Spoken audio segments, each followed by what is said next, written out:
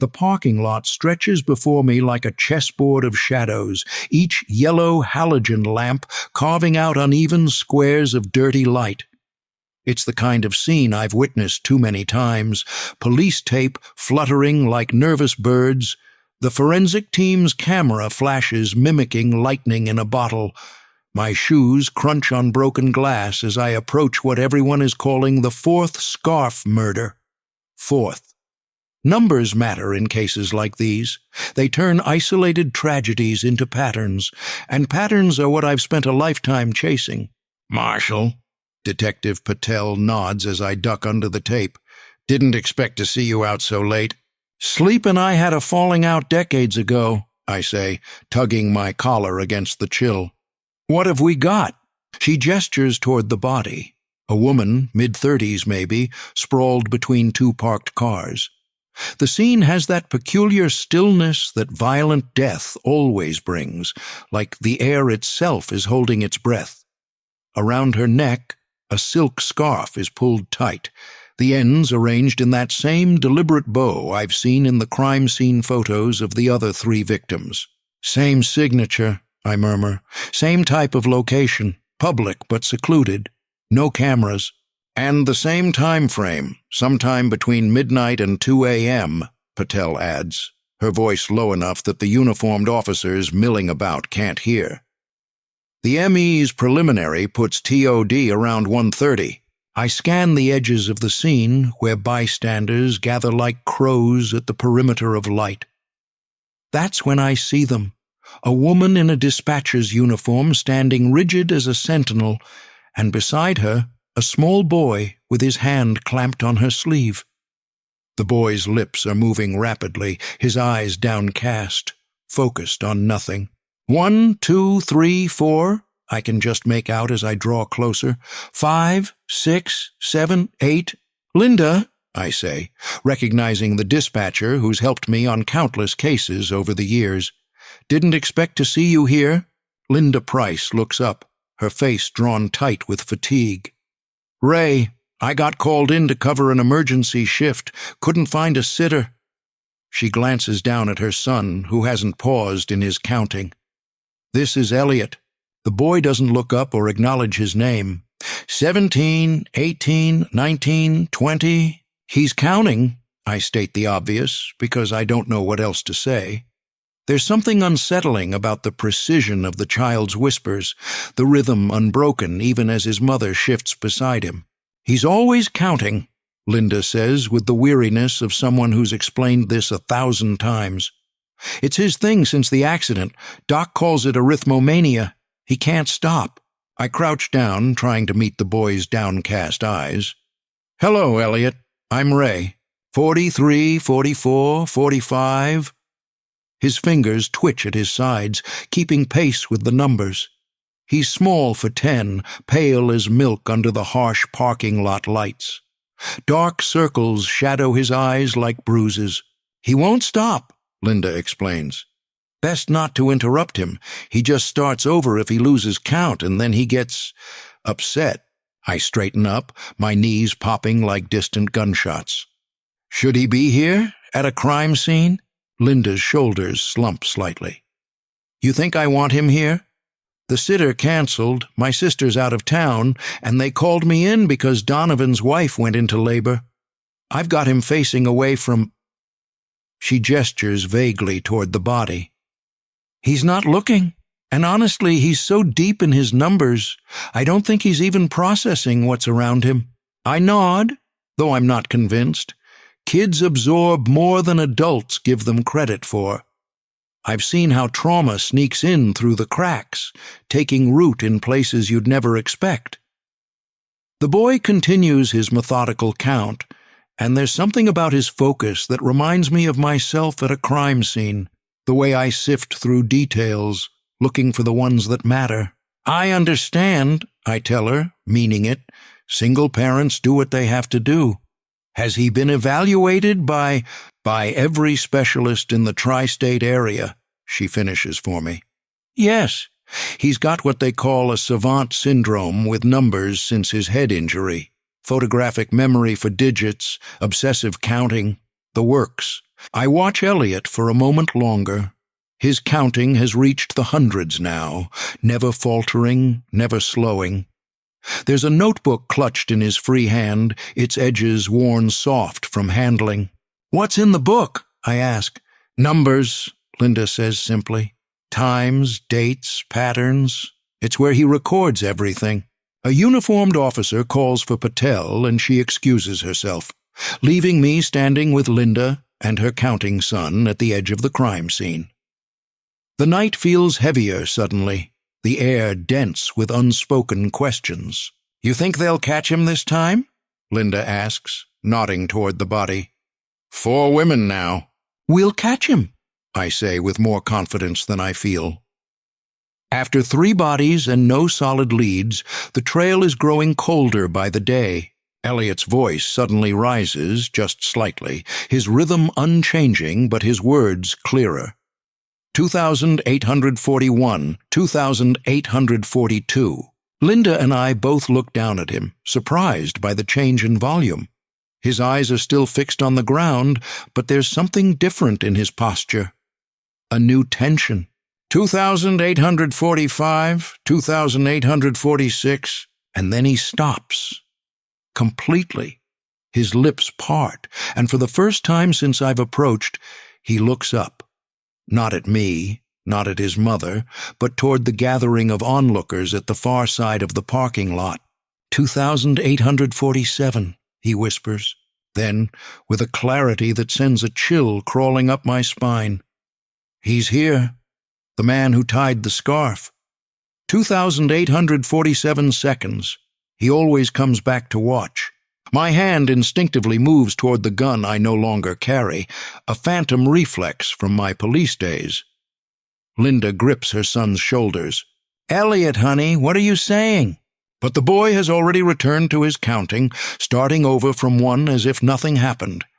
1, 2, 3, 4... I scan the crowd at the perimeter, noting the faces illuminated in the sickly yellow light. A dozen or more bystanders, some in pajamas or hastily thrown-on coats, drawn by the commotion. Nothing unusual for a crime scene, except for the cold certainty in a 10-year-old boy's voice. 2,847 seconds. The precise number bothers me more than the accusation itself. Not about an hour, or soon. An exact count, delivered with conviction. I've learned over my long career that coincidences exist, but they're rarer than most people think. "Linda," I say quietly, "has Elliot ever predicted things before?" She doesn't answer immediately, her eyes still searching the crowd. "Not predicted. He notices patterns. That's all. But there's something in her voice, a hesitation, a careful choice of words, that tells me there's more to the story." I make a mental note to follow up later when small ears aren't present. "I should get him home," she says finally. "My shift starts in an hour."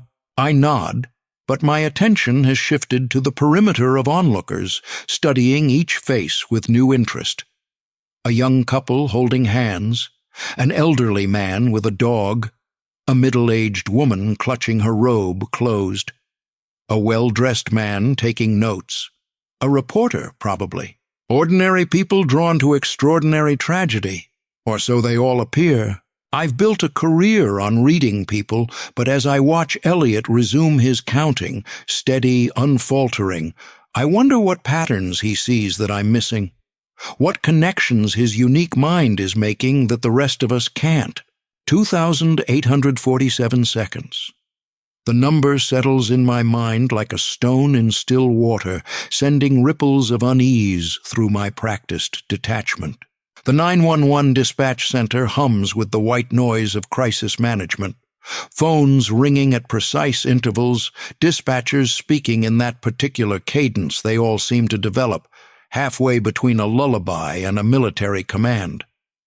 I've spent more hours in this room than I care to count, but today it feels different. Maybe it's the fluorescent lights flickering in their dying gasps overhead, or maybe it's the small figure hunched at Linda's desk, scribbling in a notebook with the intensity of a scholar deciphering ancient texts. Elliot doesn't look up as I approach. His pencil moves across the page in short, deliberate strokes, his free hand tapping rhythmically against the edge of the desk. 1, 2, 3, 4, 5. I can't hear his counting over the ambient noise of the dispatch center, but I can see his lips moving, maintaining that same metronomic pace I witnessed in the parking lot 2 nights ago. "Ray," Linda greets me, sliding her headset around her neck. "Thanks for coming by." Dark half-moons hang beneath her eyes, the universal insignia of single parenthood. She's wearing the same uniform as before, but with a different colored cardigan, navy instead of gray, both equally worn at the elbows. "Not a problem," I say, though we both know it's a lie. I should be following up on leads from the crime scene, not babysitting her unusual son. But something about the boy's prediction has been gnawing at me like a splinter, working its way deeper under the skin. "How's he doing today?" Linda's eyes drift to Elliot, who hasn't acknowledged either of us. "Same as always. The school called again, said he was disrupting class with his counting. I couldn't find anyone to watch him on short notice. So you brought him here," I finish for her, understanding the impossible calculus of her situation. "He likes it here," she says, lowering her voice. "The patterns, the predictability. Each shift has its own rhythm, and he catalogs it, I guess."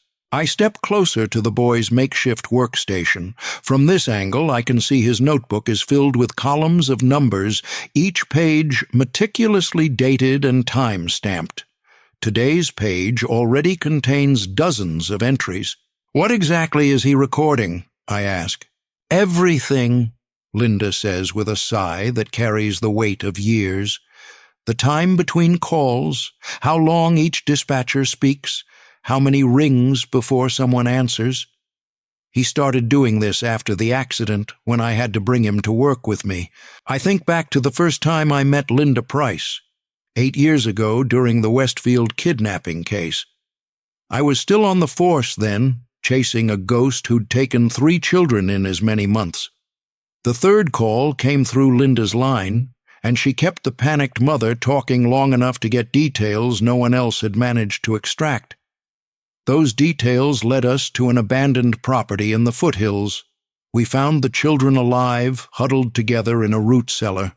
The kidnapper had left town, but the kids were safe. Linda was a rookie dispatcher then, but she had instincts I respected immediately. Over the years, she became my go-to when I needed information fast, no questions asked. She never leaked to the press, never gossiped, never compromised an investigation. In a profession where trust is as rare as an honest confession, Linda earned mine completely. "Have you told anyone else about what he said at the crime scene?" I ask, returning to the present moment. She shakes her head. "Who would I tell? What would I say?" "My son thinks the killer was watching us, and he knows this because he counted to exactly 2,847. They already look at him like he's—" She doesn't finish the sentence, but she doesn't need to. A call comes in, and Linda slips her headset back on, transforming instantly into the calm, authoritative voice of emergency services. I watch as Elliot's hand moves, jotting down the exact time the call began. His other hand continues its steady rhythm against the desk. 911, what's your emergency?" Linda says, and then listens intently. "Sir, I need you to take a deep breath. Are you in a safe location?" Elliot writes something else, presumably the time Linda asked her first question, then looks up at the wall clock, waiting. His focus is absolute, unnervingly so for a child his age. There's no fidgeting, no distraction, just the singular attention of someone performing a vital task. When Linda disconnects, having dispatched paramedics to an elderly man with chest pains, Elliot records the exact time the call ended. Then, to my surprise, he writes something else, a prediction it seems, of when the next call will come in. Does he do that often? I ask, pointing to the prediction. Guess when calls will arrive? It's not guessing, Linda says, a defensive edge creeping into her voice. He's calculated the average time between calls during this shift on Tuesdays.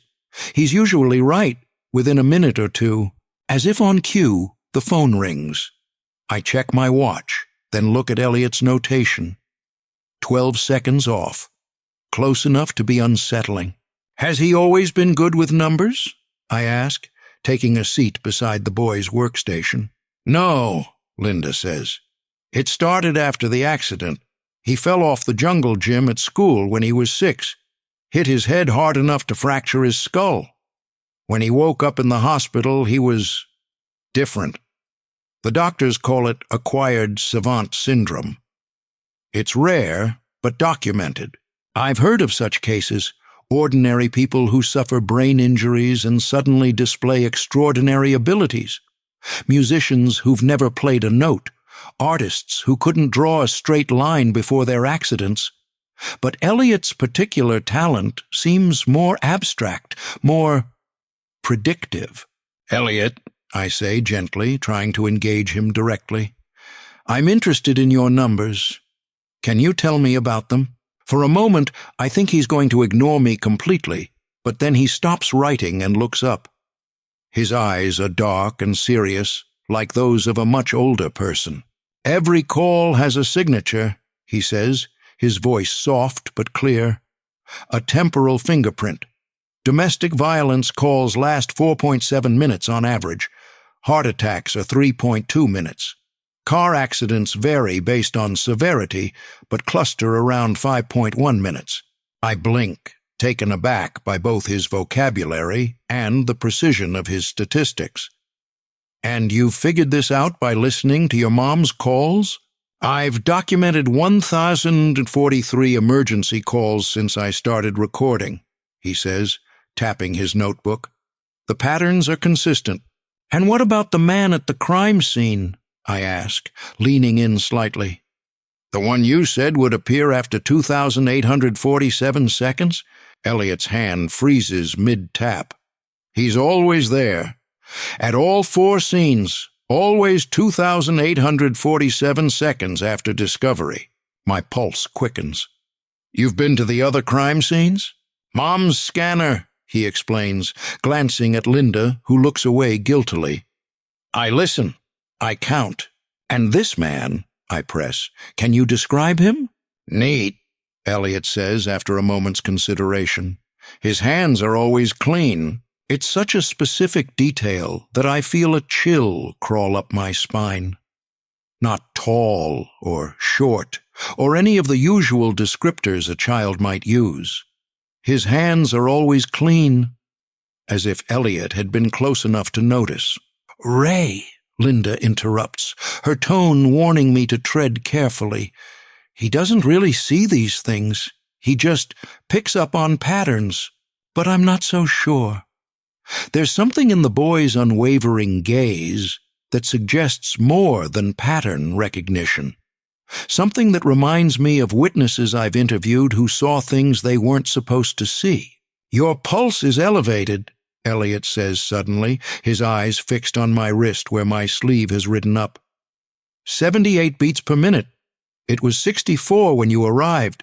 I pull my sleeve down, disconcerted. You can count that quickly? Yes, he says simply, then returns to his notebook as another call comes in.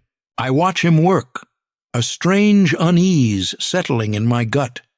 In my decades as a detective, I've learned to trust my instincts about people.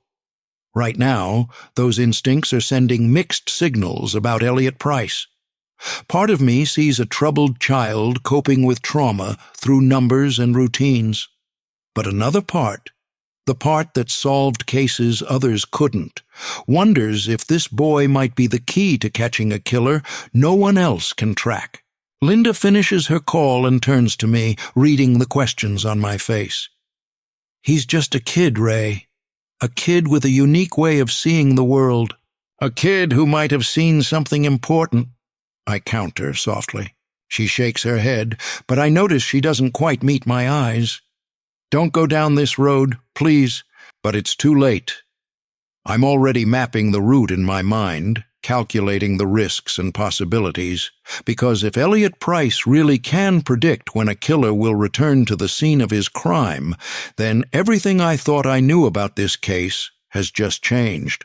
The vigil blooms in the town square like a garden of small flames, each candle a testament to grief transformed into light. I stand at the periphery, more comfortable in shadows than in the circle of mourning citizens.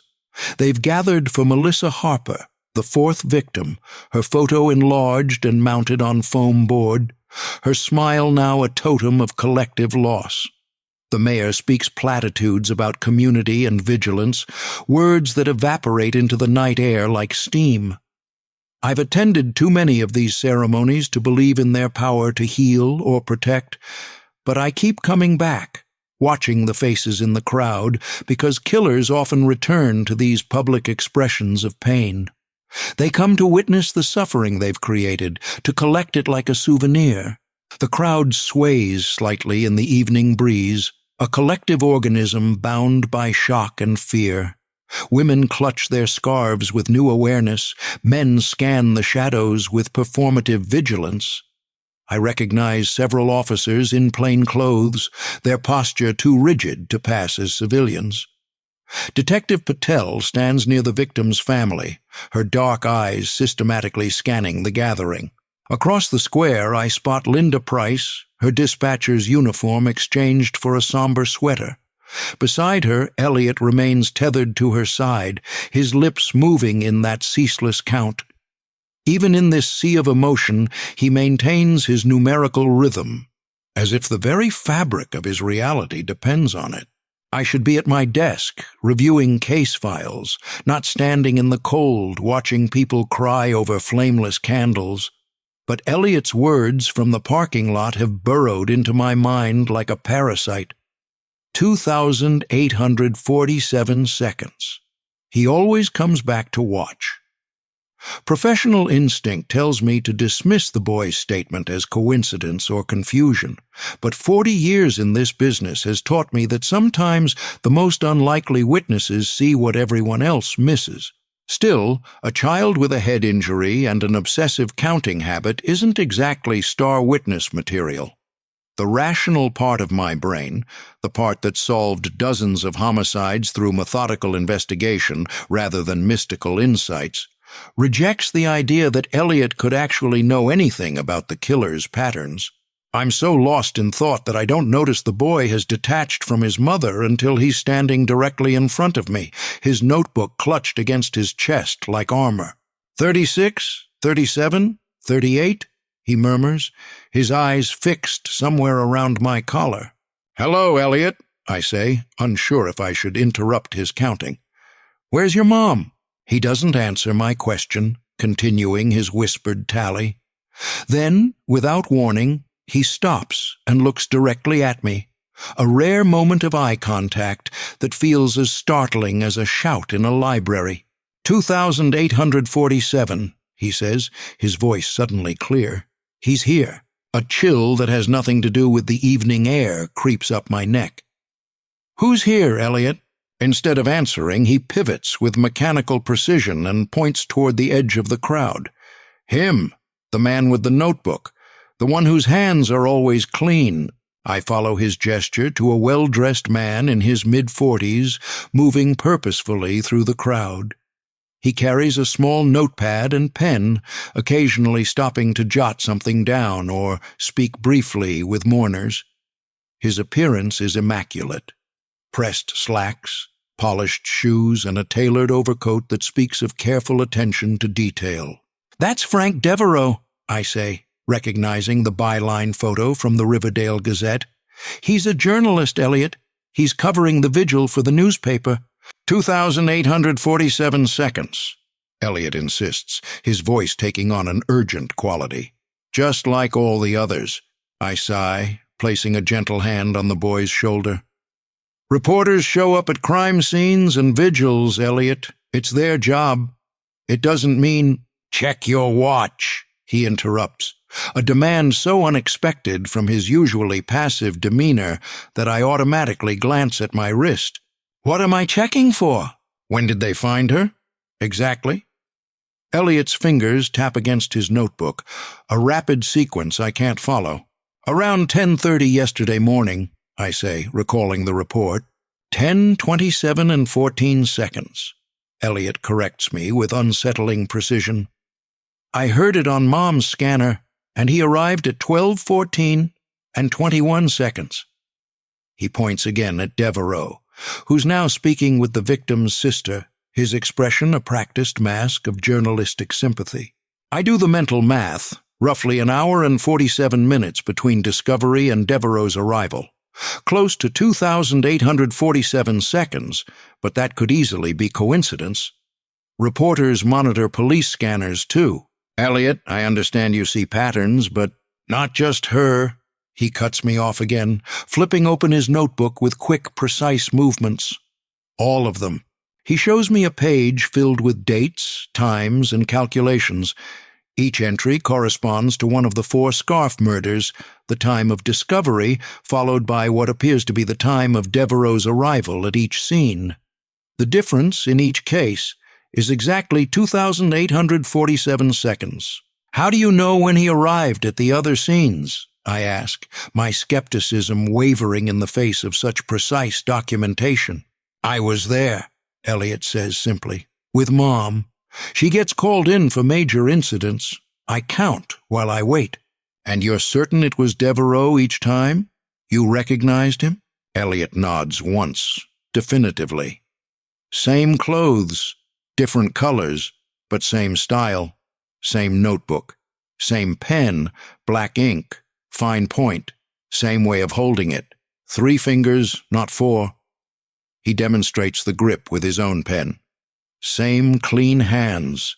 There it is again, that oddly specific detail about clean hands.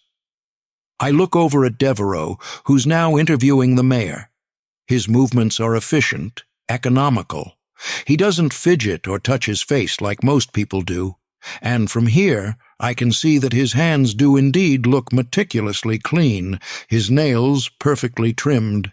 47 is significant to him, Elliot continues, his voice taking on a rhythmic quality that feels almost hypnotic. It appears in all his patterns, 2,847 seconds. He writes exactly 47 words in each paragraph of his articles. I counted. That detail stops me cold.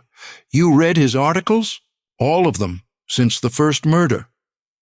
Elliot flips to another page in his notebook, showing me tallies of word counts. 47 words per paragraph, every time. It's not normal. People don't write like that naturally. I stare at the page, then at Devereaux across the square. He's a respected journalist, a pillar of the community. The idea that he could be behind the murders seems absurd. And yet, the 4th victim was found at precisely 10:27 and 14 seconds, Elliot says, tapping his notebook. 4 times 10 is 40. 27 minus 40 is -13. -13 plus 14 is 1. 4, 1, 41. 4 plus 1 is 5. 5 plus 42 is 47. The calculation is so convoluted that I almost laugh, except there's nothing humorous about the intensity in the boy's eyes. To him, these numerical gymnastics make perfect sense.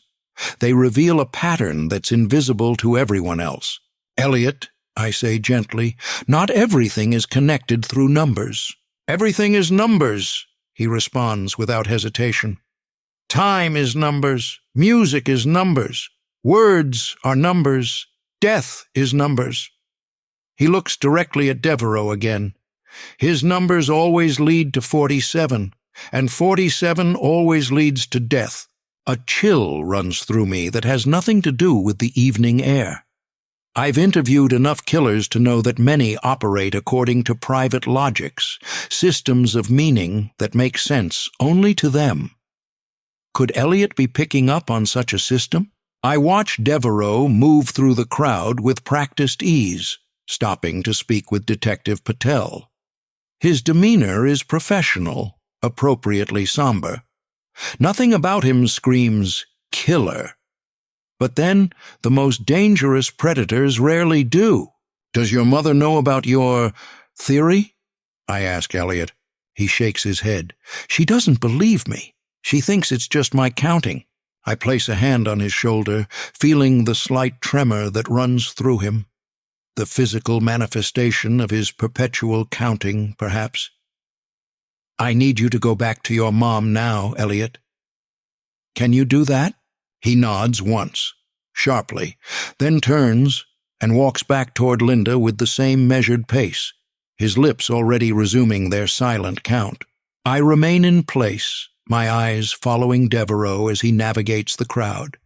Now I'm counting too, mentally cataloging the improbabilities, the coincidences, the pattern that Elliot has laid before me. It could all be the elaborate fantasy of a troubled child, or it could be the first solid lead in a case that has stymied Riverdale's finest for months.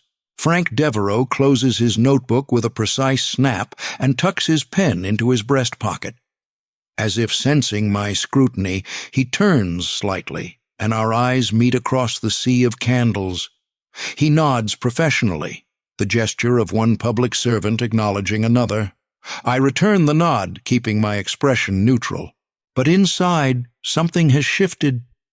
I'm counting now, counting the seconds until I can verify Elliot's claims, counting the connections between 4 dead women and one immaculately groomed journalist, counting the cost if I'm wrong, and the cost if I'm right, but too late to prevent victim number 5. Linda's kitchen is a study in organized chaos. Magnets crowding the refrigerator, dishes stacked in gravity-defying towers, counters clean but cluttered. It's the home of someone who's too busy keeping the important things in order to worry about appearances. I sit at her small table, nursing a cup of coffee that tastes like it was brewed yesterday and reheated twice since. Through the doorway I can see Elliot in the living room, arranging his collection of notebooks in neat rows on the carpet, his lips moving in that perpetual count. Even in his own home, the numbers don't release their hold on him. "I appreciate you making time," I say as Linda slides into the chair across from me. She looks exhausted, the fluorescent kitchen light casting harsh shadows across her face. Her dispatcher's uniform is replaced by a faded Riverdale Fire Department t-shirt that hangs loosely on her frame. "You didn't give me much choice," she says, but there's no real bite in her words. When a detective shows up at your door talking about serial killers and your son in the same sentence, you make time. I set my coffee aside, choosing my next words carefully. I need to understand more about Elliot's abilities. What he told me at the vigil is part of his condition, she interrupts, her voice dropping to ensure Elliot can't hear us. The doctors call it arithmomania, combined with acquired savant syndrome. He sees patterns everywhere because that's how his brain processes information now. "Tell me about the accident," I say, leaning forward slightly. Linda's eyes drift toward her son in the next room. "It was just a stupid playground accident. 4 years ago, he was climbing on the monkey bars, too high the way kids do, and he fell, cracked his skull on the ground." Her fingers drum a nervous tattoo on the table. "He was unconscious for almost 3 days. The doctors weren't sure if he'd wake up at all, and if he did, they warned me he might have deficits. But instead he developed this talent with numbers." "Talent," she repeats, a bitter smile twisting her lips. "That's one word for it. The neurologist called it a paradoxical functional facilitation. Some part of his brain was damaged, but it somehow enhanced other functions, like his brain rewired itself to compensate." Through the doorway, I watch as Elliot opens one of his notebooks and begins transcribing something from it into another. His movements are precise, methodical, A child performing a ritual that holds back chaos. "When did the counting start?" I asked, almost immediately after he woke up. "At first, I thought it was just a way of self-soothing, you know. Kids do repetitive things when they're stressed." But it never stopped. And then he started noticing patterns I couldn't see. How many times a person blinks in a minute, the exact rhythm of the turn signal in my car, the precise interval between commercials on TV. "And this obsession with the number 47. Linda's head snaps up, her eyes narrowing. "What did he tell you?" "That Frank Devereaux has some kind of fixation on the number 47, that it appears in his writing, in his timing." She sighs, a sound heavy with years of worry. "Elliot finds 47 everywhere. It's I don't know, his magic number. Some days it's benign, some days it's a warning. When he was 7, he refused to get on the school bus because 47 said it was dangerous. I made him go anyway. The bus got into a fender bender that day. Nothing serious, but—" She trails off, shaking her head. "You think there's something to it?" I state rather than ask. "What I think," she says, leaning closer, "is that my son has a neurological condition that makes everyday life almost unbearable for him. He can't stop counting. He can't ignore patterns. His brain won't let him. And sometimes, yes, he notices things other people miss. But that doesn't make him psychic or whatever you're thinking." "I'm not suggesting he's psychic," I say, though the thought has crossed my mind. "But what if his pattern recognition is picking up on something real? Something about Devereaux's behavior at these crime scenes?" "Ray," Linda says, her voice tight with restraint, "Frank Devereaux is a respected journalist who's lived in this community for 15 years. He covers crime scenes because that's his beat. Looking for patterns in his arrival times is exactly the kind of thing Elliot's mind does automatically. It doesn't mean there's any actual significance." I take a sip of the lukewarm coffee, buying time to formulate my next question. Has Elliot ever been wrong about his patterns? His predictions? Linda doesn't answer immediately, and in her hesitation, I find my answer. Before she can respond, Elliot appears in the doorway, his latest notebook clutched against his chest. 1317, 1318, he murmurs, his eyes downcast as always. "Hey, buddy," I say gently. "Your mom and I were just talking about your special way of seeing things." Elliot continues counting for several more beats, then pauses, his rhythm unbroken but temporarily suspended. "You don't believe me," he says simply, "about the man with clean hands." "I'm trying to understand," I tell him honestly. "It's hard for me to believe that someone could predict exactly when a person will arrive at a crime scene." "Not predict," he corrects me. "Recognize. His pattern is established, 2,847 seconds.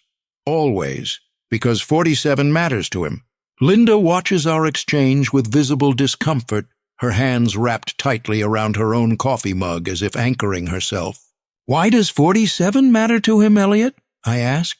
The boy's face remains expressionless, but his fingers begin to tap against the notebook cover. A different rhythm than his counting, more complex. I don't know why. I only know that it does. Like your pulse matters to you.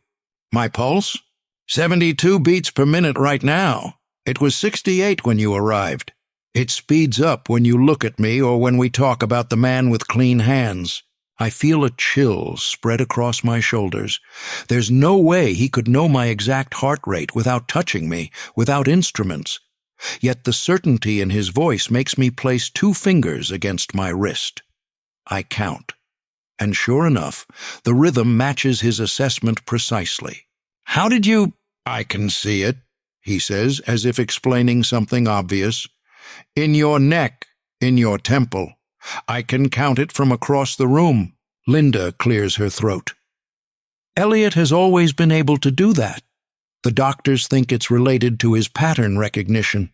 He notices micro-movements that most people filter out. "You're afraid," Elliot states, his eyes briefly meeting mine before sliding away. "Your pupils are dilated. Your breathing has increased to 17 respirations per minute. You're afraid because you're starting to believe me." The observation lands like a physical blow, precise, unexpected, and undeniably accurate. I am afraid not of this strange, number-bound child, but of what his abilities might mean for this case. If he's right about Devereaux, if he's been right all along— "Elliot," I say, keeping my voice steady, "I need to know everything you've observed about Frank Devereaux. Every pattern, every number, every detail. It could be very important." "Ray," Linda warns, but I raise a hand to gently silence her. "If there's even a chance he's picking up on something real," I tell her, "we need to explore it. 4 women are dead, Linda. 4 women who were strangled with silk scarves tied in identical bows." Elliot's counting resumes, but his eyes remain fixed on me. 1,332, 1,333. What is he counting now? I ask Linda. "Seconds," she says reluctantly, "since you arrived." "And when will he reach 2,847? Her gaze shifts to the microwave clock, mental calculation flickering behind her tired eyes. "In about 25 minutes. "And what happens then?" I ask, a new unease crawling along my spine. Linda shrugs helplessly. "Nothing, usually. The count resets. Unless what? "Unless he thinks it's significant," she admits. "Then he gets agitated." I turn back to Elliot, who continues his metronomic count, his small face a mask of concentration. "Is something going to happen when you reach 2,847, Elliot?" He pauses his count again, tilting his head slightly as if listening to a distant sound. The man with clean hands is working now, planning. His pattern is accelerating. "What does that mean?" I press. "The intervals are shortening," Elliot says, his voice taking on a flat recitative quality. "First victim, 32 days after he arrived in Riverdale. Second victim, 28 days later. Third victim, 19 days. Fourth victim, 13 days. He looks directly at me now, his dark eyes suddenly clear and focused. 13 minus the square root of 47 is 6.14, 6 days. The next one will be in 6 days. My pulse jumps again, and I know without checking that Elliot can sense it. The countdown he's describing matches the escalating pattern of the killings, a pattern the police have noted but haven't quantified so precisely. "Ray," Linda says, reaching across the table to grip my wrist, "don't do this. Don't use my son as some kind of human calculator." But it's too late. The seed has been planted, and in my mind, it's already taking root. I've built my career on following evidence, on trusting verifiable facts. But I've also solved cases by recognizing patterns that others missed, by following hunches that seemed irrational until they led to the truth. 6 days, I repeat, rising from the table. That's how long we have to either prove Elliot wrong or stop Frank Devereaux before he kills again. Linda stands too, her face tight with anxiety. And if Elliot is wrong? If you harass a respected journalist based on a child's numerical obsession? I meet her gaze steadily. Then my already questionable reputation takes another hit. But if he's right and I do nothing— I let the sentence hang unfinished between us. In the doorway, Elliot has resumed his counting, the rhythm unchanged despite the tension crackling in the air. 1,359, 1,360. Each number falls like a footstep, marking our inexorable progress toward whatever waits at 2,847. I've never been one to believe in the supernatural or the unexplainable, But standing in Linda Price's kitchen, watching her son count down to a number that has taken on an almost mystical significance, I feel something shift in my understanding of the world. Some patterns are too precise to be coincidence. Some knowledge is too specific to be guesswork. And sometimes the truth comes from the most unlikely sources, even from a small boy who can't stop counting. Elliot's bedroom is a shrine to numbers. They're everywhere, scrawled on graph paper tacked to the walls, organized in columns in dozens of notebooks stacked on shelves, even traced in faded pencil along the baseboards. The room smells of graphite and paper, with an undercurrent of the lemon disinfectant Linda uses to clean the house. Unlike most children's bedrooms, there are no posters of superheroes or sports stars, no scattered toys or discarded clothes. Just numbers, watching from every surface like sentinels. Linda hovers in the doorway behind me, arms crossed, her face set in the rigid mask parents wear when they're trying not to show fear. 15 minutes, she says. He needs to sleep. Elliot sits cross-legged on his bed, surrounded by open notebooks. He doesn't acknowledge his mother's words, continuing his perpetual count under his breath as his fingers tap against his knee. The bedside lamp casts his shadow long against the wall, distorting it into something older, something stretched beyond normal proportions. "I'll be quick," I promise Linda, though I'm not sure it's a promise I can keep. The stack of newspaper printouts I picked up from the library on my way over feels heavy in my hand, like they're made of something denser than paper. She nods and retreats, leaving the door ajar. Close enough to hear if anything goes wrong, far enough to give us privacy. A mother's calculation. 1,922, 1,923. Elliot murmurs as I settle into the small desk chair across from his bed. The only chair in the room is sized for him, and my knees jut up awkwardly, making me feel oversized and clumsy in this temple of precision. "I brought those articles you mentioned," I say, unsure if I should wait for a pause in his counting or simply speak over it. Devereaux's pieces on the murders. Elliot's eyes flick toward the papers in my hand, but his count continues uninterrupted. Then, with a suddenness that still startles me, he stops at exactly 2,000. "He writes in multiples of 47, he says, his voice suddenly clear and focused. 47 words per paragraph, 47 paragraphs per major article, 2,847 seconds after discovery." He reaches for one of the notebooks beside him, flipping it open with practiced movements. The pages are filled with timestamps, calculations, and neatly underlined conclusions. "Here," he says, tapping a page with a precise finger. "Victim 1, discovered at 6:14 a.m. Devereaux arrival, 7:01 a.m., 2,847 seconds difference." My eyes track across his meticulous notations.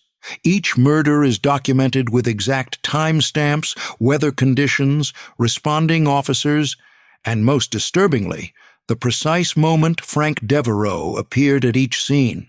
"How can you be sure about the exact time of discovery?" I ask, the detective in me needing verification, evidence that would stand up to scrutiny.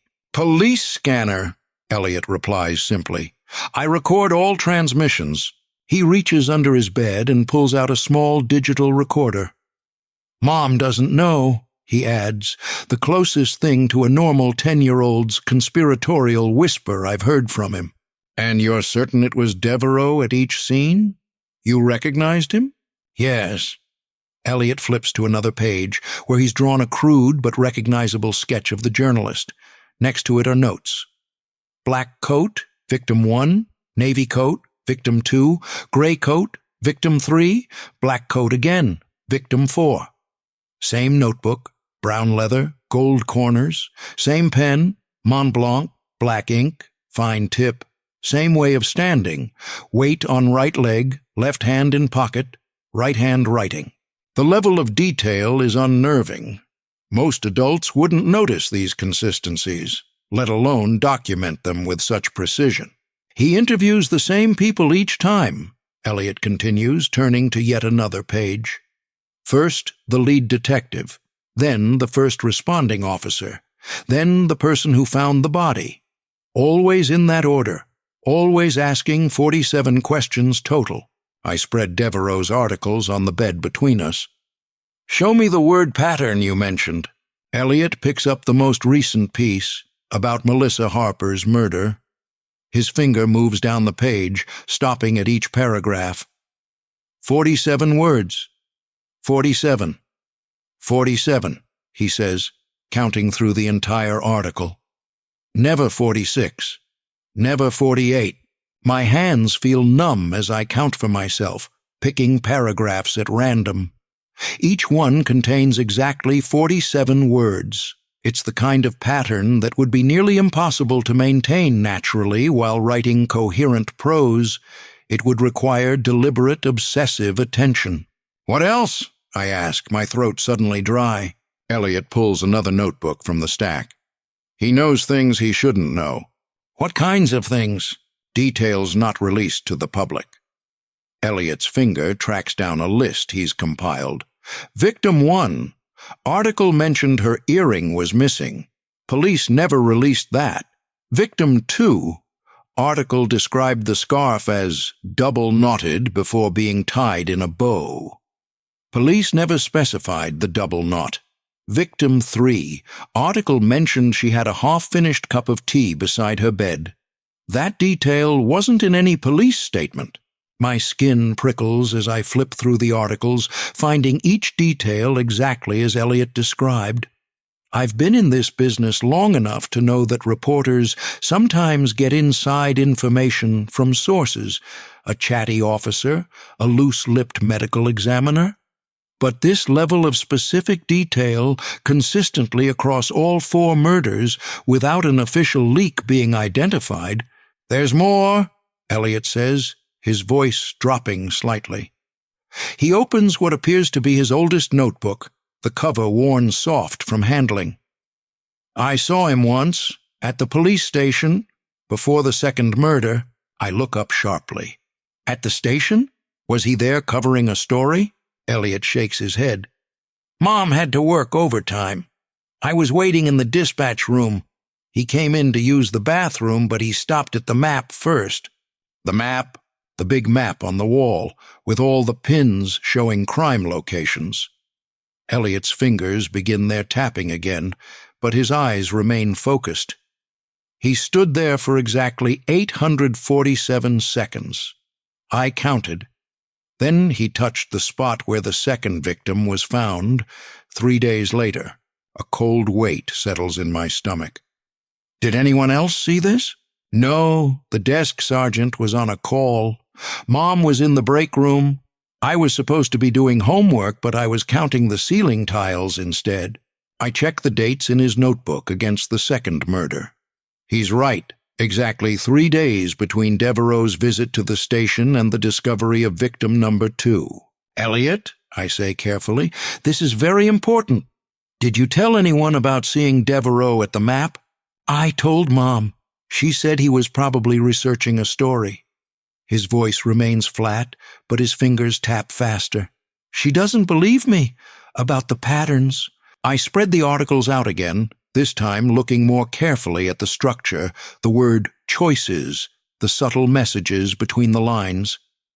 As a former detective, I've developed an eye for the things killers sometimes hide in plain sight.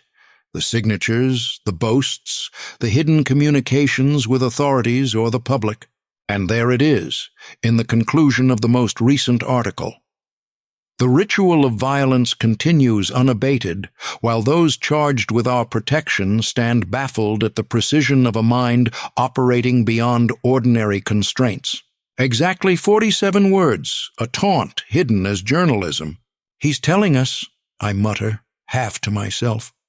He's telling us exactly who he is, and we're printing it in the morning paper. Elliot's count resumes, a steady undercurrent to my racing thoughts. 1, 2, 3, 4. My finger traces the byline photo of Frank Devereaux, his immaculate appearance, his practiced smile, his eyes that reveal nothing. The respected journalist, the community fixture, the man with clean hands. Why 47? I ask quietly. Why that specific number? Elliot pauses his count again, his dark eyes meeting mine with unusual directness. I don't know why it matters to him. I only know that it does, and that it's getting stronger. Getting stronger how? The pattern is accelerating, he says, flipping back to his timeline. More frequent, more urgent, like it's building towards something. I gather the articles, my decision already made. Elliot's evidence wouldn't convince a judge or even my former colleagues on the force, but it's convinced me that Frank Devereaux deserves a much closer look. As I stand to leave, Elliot returns to his counting, the rhythm unchanged, despite everything we've discussed. His small face is placid, but his fingers tap frantically against his knee, the only outward sign of the storm of numbers I imagine swirling inside his mind. At the door, I turn back one last time. Thank you, Elliot. He doesn't respond, lost in his count. But as I step into the hallway, I hear him skip suddenly forward.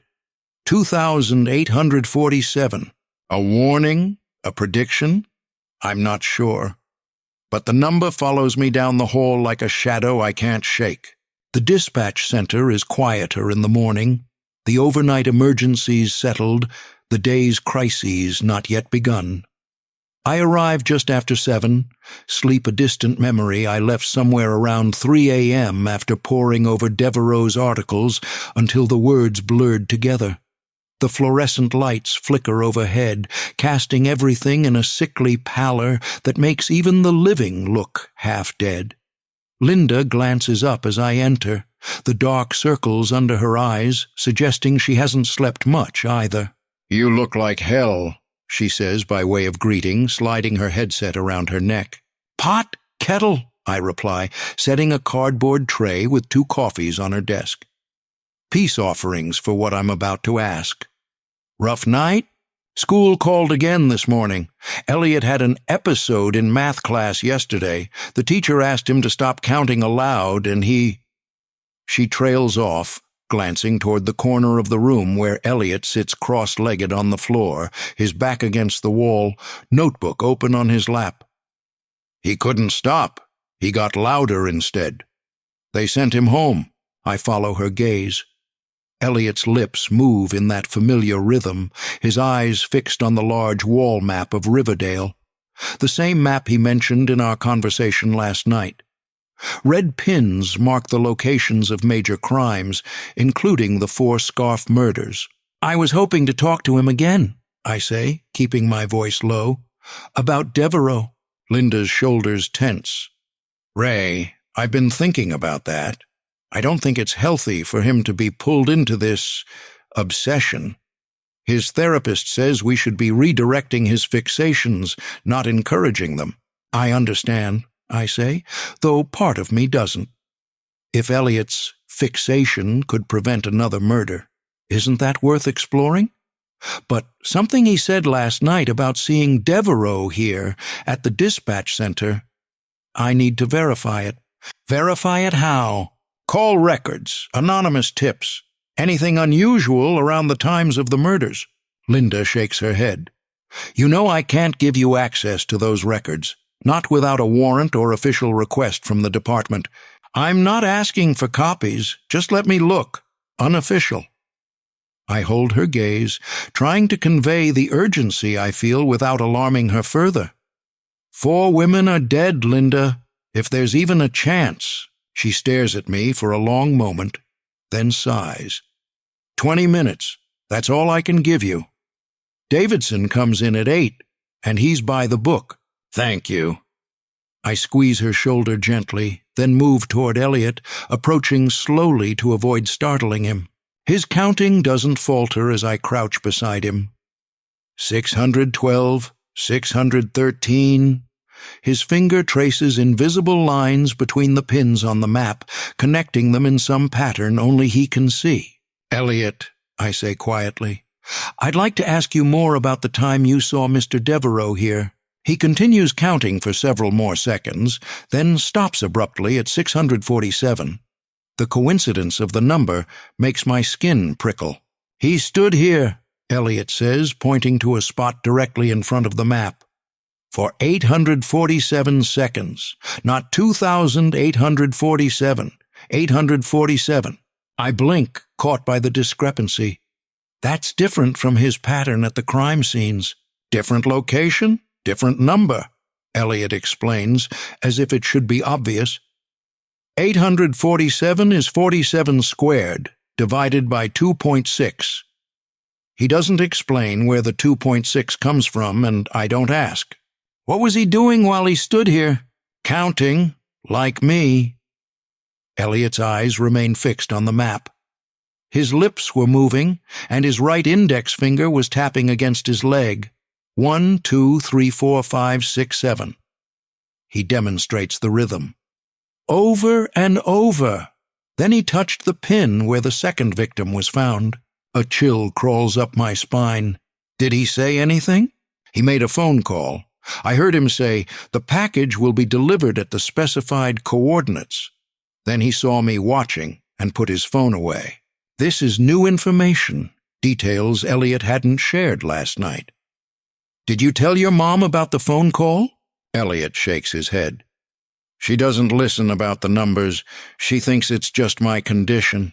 I glance back at Linda, who's watching us with thinly veiled concern while fielding a call. When she hangs up, I motion her over. I need to see the records of anonymous calls, I tell her when she joins us. Specifically, any that came in before each murder, or that might have mentioned locations. She hesitates, then nods. Come on. We follow her to a computer terminal in the corner where she pulls up the dispatch database. We keep digital records of all calls for the past 6 months. Anything older is archived. Her fingers move swiftly over the keyboard, entering dates and parameters. What exactly are we looking for? Anonymous tips about suspicious activity, especially near the locations where the victims were found in the days leading up to each murder. The screen fills with entries, each representing a call to the dispatch center. Linda filters by anonymous callers, and the list narrows considerably. There, Elliot says suddenly, pointing at the screen. His finger hovers over an entry from 3 days before the second murder, the same day he claims to have seen Devereaux at the map. 8:47 p.m. I lean closer, reading the brief summary. Anonymous male caller reported suspicious individual near Lakeside Park. No description provided. Officers dispatched found nothing suspicious. Lakeside Park, 2 blocks from where the second victim lived, and along the route she took home from work. Check 3 days before the third murder, I say, a knot forming in my stomach. Linda scrolls through the records, finding another anonymous call at exactly 8:47 p.m., reporting suspicious activity near the community center. Again, close to where the third victim was last seen alive. And the fourth? My voice sounds strange in my own ears, tight with the growing certainty that we're on to something. Another call, same time, 8:47 p.m., reporting a suspicious vehicle near the shopping center where Melissa Harper worked. He's scouting them, I mutter, the realization hitting me like a physical blow. Calling in fake reports to establish police presence in the area, watching how officers respond, how long it takes. There's more, Linda says, her face pale as she opens another set of records. Incoming calls to the victims. What do you mean? We track unusual patterns of 911 hang-ups in case someone's in trouble but can't speak freely. Her voice has taken on a professional detachment, but I can see the tension in her shoulders. All 4 victims received calls from untraceable numbers in the days before they were killed, calls that lasted exactly 47 seconds before disconnecting. My hands feel numb, but there's a heat spreading through my chest, the uncomfortable warmth of pieces falling into place. He's contacting them directly. maybe establishing trust or just learning their schedules. Elliot, who has been silently counting beside us, suddenly speaks. 847, the preparation time. 2847, the return time. His dark eyes meet mine with unusual clarity. He has a ritual. What about the fifth victim? I ask, the question directed at both of them and neither. Has there been a call yet? Linda turns back to the computer, checking the most recent records. 3 anonymous reports of suspicious activity in the past 2 days, all at 8:47 p.m., all in different parts of town. He's casting a wider net, I say, piecing it together. He hasn't selected his next victim yet, or he's selected several possibilities and is watching their routines, Linda suggests, her dispatcher's mind thinking in patterns of risk and response. Elliot tugs at my sleeve, pulling my attention back to him. There's something else, he says, his voice dropping to a near whisper. Something I remembered about the man at the map. What is it? He was wearing gloves, thin ones, like doctors use. Elliot demonstrates with his hands. But when he made the phone call, he took the right one off, then put it back on after. His hands were very clean underneath. No dirt, no marks. The detail strikes me as significant, though I'm not sure why. Clean hands, I murmur, remembering Elliot's repeated mention of this characteristic. Forensic countermeasure, Linda says, her law enforcement training kicking in. No prints, no DNA. I nod, but there's something else about it, something almost ritualistic in the behavior Elliot describes. The careful removal of the glove for the phone call, then replacing it, the obsessive cleanliness. Combined with the precise timings and the fixation on specific numbers, it paints a picture of a deeply ritualized compulsion. We need to contact the potential victims, I say, already calculating what resources we'll need.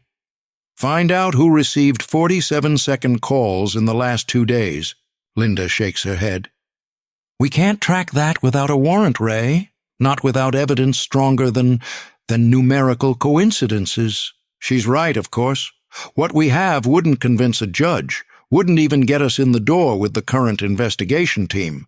We have patterns, but no proof, coincidences, but no concrete evidence. 847, Elliot says again, his gaze returning to the map. He's already chosen. He's already counting. The fluorescent light above us flickers, as if emphasizing his words. In that momentary darkness, I feel the weight of time pressing down, 6 days until the killer strikes again, according to Elliot's calculations. 6 days to convince someone that Frank Devereaux, respected journalist and community figure, is a predator hiding behind a byline. I need everything you have on Devereaux, I tell Linda. Where he lived before Riverdale, his employment history, any old cases he covered that might be similar. She glances at the clock. Davidson will be here in 15 minutes. I'll help you after my shift. I nod, already mentally mapping out the investigation. As I turn to leave, Elliot speaks again, his voice carrying that strange adult quality that still unsettles me. The number's in his name, he says. Devereaux. 9 letters. 9 times 47 is 423. 4 plus 2 plus 3 is 9. 9 letters. Full circle. Perfect. I look back at him, his small face serious in the harsh fluorescent light. What does that mean, Elliot? It means he chose his name, the boy says simply. Just like he chooses his victims. The implication sends a fresh chill through me. If Devereaux isn't his real name, who is he? And how many others has he killed before coming to Riverdale? Rain hammers against the roof of my car like impatient fingers, creating a cocoon of white noise around us. The windshield has fogged over, blurring the world outside into a gray smudge of movement and light. Beside me, Elliot sits with his legs pulled up to his chest, his small form nearly swallowed by the passenger seat.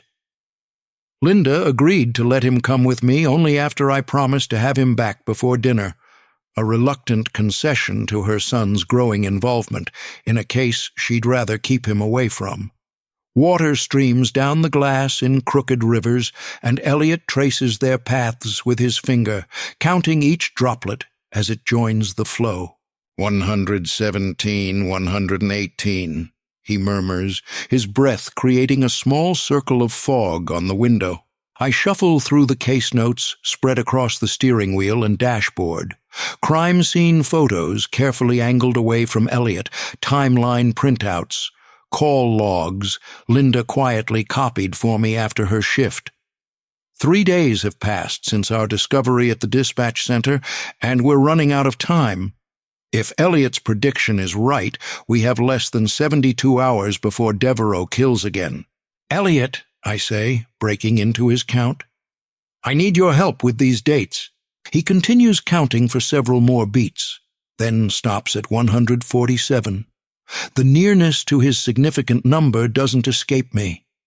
Nothing is coincidence with this child.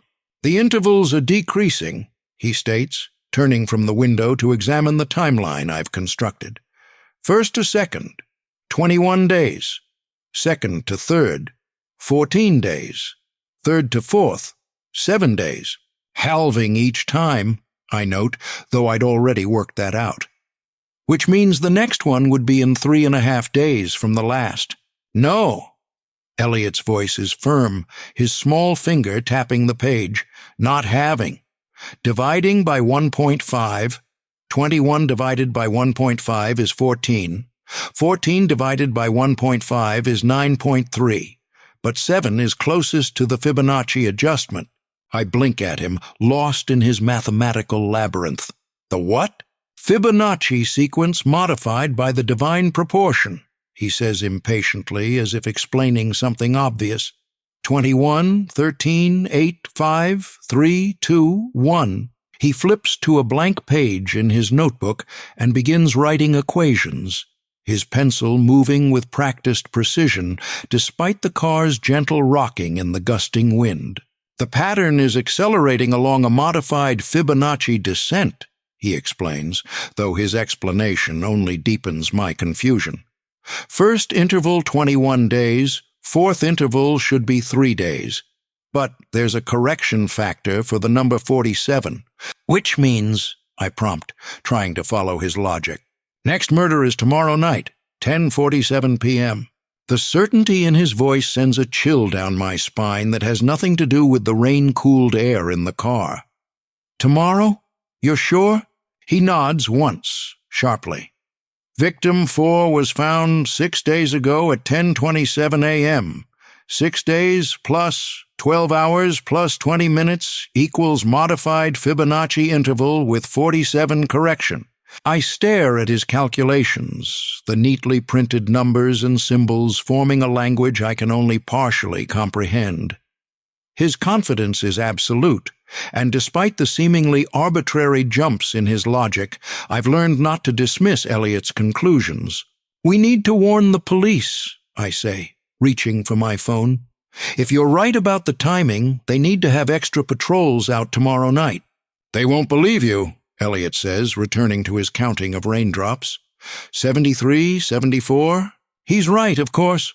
What police department would deploy resources based on the mathematical calculations of a 10-year-old with a neurological condition? But I have to try.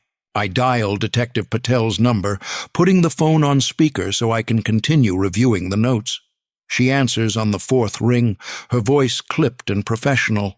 Patel, it's Ray Marshall. I have new information on the scarf murders. A sigh whispers through the speaker. Ray, we've been through this. You're not on the case. You're not even on the force anymore. Just hear me out, Priya. I think the killer is going to strike again tomorrow night around 10:47 p.m. There's a pause, the silence filled with the drum of rain on metal. And you know this how? I glance at Elliot, who continues his count uninterrupted. Pattern analysis of the intervals between kills. They're following a mathematical progression. Pattern analysis, she repeats flatly. You mean the Price Boys number obsession? My grip tightens on the phone. His name is Elliot, and he's identified multiple patterns that can't be coincidences.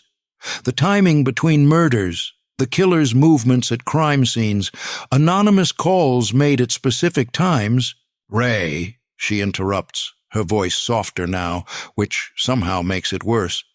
I understand you want to help, but we can't allocate resources based on numerology. It's not numerology, I snap. It's pattern recognition, the same thing we use to catch killers every day, just more precise. Even if there is a pattern, Patel says, professional patience stretched thin in her tone, we have no evidence linking any suspect to the crimes. No DNA, no witnesses, no motive. Frank Devereaux, I say, laying my card on the table. Riverdale Gazette reporter. He's been at every scene, arriving exactly 47 minutes after discovery. He's been making anonymous calls to scout locations. His articles contain details only the killer would know. Silence again, longer this time. When Patel speaks, her voice has hardened. Ray, are you seriously accusing a respected journalist of being a serial killer based on when he shows up to cover a story? Do you have any actual evidence? The question lands like a blow because she's right. I don't have evidence that would stand up in court or even justify bringing Devereaux in for questioning. I have patterns, coincidences, and the uncanny insights of a child who can't stop counting. Just put extra patrols out tomorrow night, I say, defeat creeping into my voice. What's it going to cost you? A few overtime hours? If nothing happens, fine. But if I'm right, I'll talk to the captain, she interrupts, which we both know means no. But Ray, you need to step back from this. You're too close, too invested. And using a child with special needs to validate your theories, it's not right. The call ends before I can respond, leaving me staring at the phone in my hand. The rain continues its relentless percussion on the roof, a timer counting down to a deadline only Elliot seems able to predict. 206, 207, he continues, undisturbed by the conversation or its implications. They're not going to help us, I tell him, though I'm not sure he's listening. We're on our own. Elliot pauses his count, turning to look at me with those dark, serious eyes. He'll be at the south side of town tomorrow, near the train tracks. How could you possibly know that? The anonymous calls. Elliot flips to another page in his notebook, where he's mapped each of the 8:47 p.m. calls from the past week. 3 calls, 3 locations. 2 were false alarms, but the 3rd location fits the geographical pattern. He traces a triangle on the map. 1st victim, northeast. 2nd, northwest. 3rd, southeast. 4th, southwest. The center point is the police station. The next will be south center. Train tracks. I stare at his map, seeing the pattern emerge like a constellation. The 4 murder locations, when connected, form a rough diamond around the town center. The south point, the train tracks, would complete a perfect 5-pointed star. Jesus, I mutter, the hair on my arms rising despite the car's warmth. He's drawing a pattern across the whole town. A pentagram, Elliot confirms, his voice flat. 5 points, 5 victims, ritual completion. The word ritual catches in my mind, connecting to everything we've learned about Devereaux's methodical behaviors. The gloves, the clean hands, the precise timing, the fixation on 47. This isn't just serial murder. It's something more ceremonial, more deliberate. Why is 47 so important to him? I ask, half to myself. I don't know, Elliot admits, a rare confession of uncertainty. But it controls him, like my numbers control me. I look at the child beside me, suddenly struck by the parallel, both Elliot and Devereaux governed by numbers, by patterns, by rituals of counting. But where Elliot's condition makes him vulnerable, Devereux has weaponized his obsession. We need to stop him, I say, starting the car. The windshield wipers sweep away the accumulated rain, revealing the gray afternoon beyond our bubble. With or without the police, as I pull away from the curb, Elliot resumes his count, his voice a steady counterpoint to the storm around us. Each number falls like another second ticking away, bringing us closer to tomorrow night, to 10:47 p.m., to a killer who measures his life and death in intervals of 47. I've never put much stock in mysticism or numerology, but sitting beside a child who can count a stranger's heartbeats from across a room, who can predict the exact moment a killer will strike, I'm beginning to understand that some patterns exist whether we believe in them or not. Linda's living room feels smaller tonight, the walls pressing in like curious listeners. The rain has followed us home, tapping against the windows in irregular patterns that have Elliot on edge. He sits cross-legged on the floor, surrounded by his notebooks, counting each raindrop that strikes the glass nearest to him. Linda paces between the kitchen and living room, a mug of cooling tea clutched in her hands, her face tight with the strain of balancing her son's safety against the dark theories we've been weaving. I still think we should go somewhere else for the night, I say, keeping my voice low enough that Elliot won't hear. A hotel, maybe. Just until we figure out our next move. Linda shakes her head, the gesture sharp with frustration. And tell Elliot what? That we're running from the bogeyman? That would only convince him his fears are justified. They are justified, I insist, though I understand her reluctance. How do you explain to a child that the monster is real, that the patterns he sees aren't just symptoms of his condition, but roadmaps to actual danger? We don't know that, she hisses back. All we have are coincidences and numbers. The doorbell cuts through our argument like a knife, its cheerful chime incongruous with the tension in the room. Linda freezes, her eyes darting to the clock on the wall. 8:47 p.m. Exactly. I see the recognition hit her, the same time as all those anonymous calls. I'll get it, I say, moving toward the door before she can protest. Through the peephole, the distorted face of Frank Devereux looks back at me, rain beating on the shoulders of his immaculate wool coat.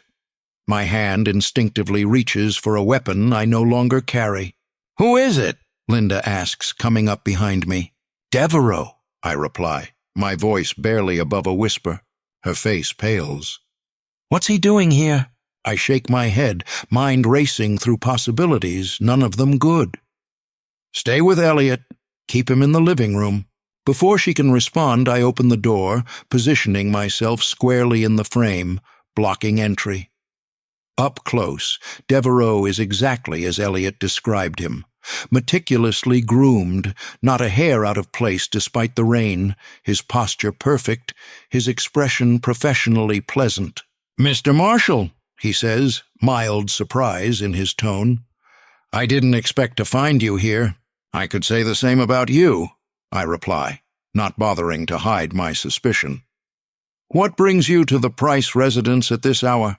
Devereux smiles, the gesture not quite reaching his eyes. "I'm working on a human interest piece about children with special abilities, particularly those with mathematical talents." He holds up a press badge hanging from a lanyard around his neck. "The dispatcher's son came up in my research. I thought I'd see if Mrs. Price would be willing to discuss her son's condition." I feel Linda tense behind me. "How did you know about Elliot?"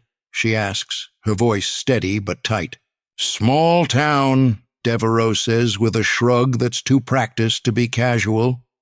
"People talk, especially about children who are different."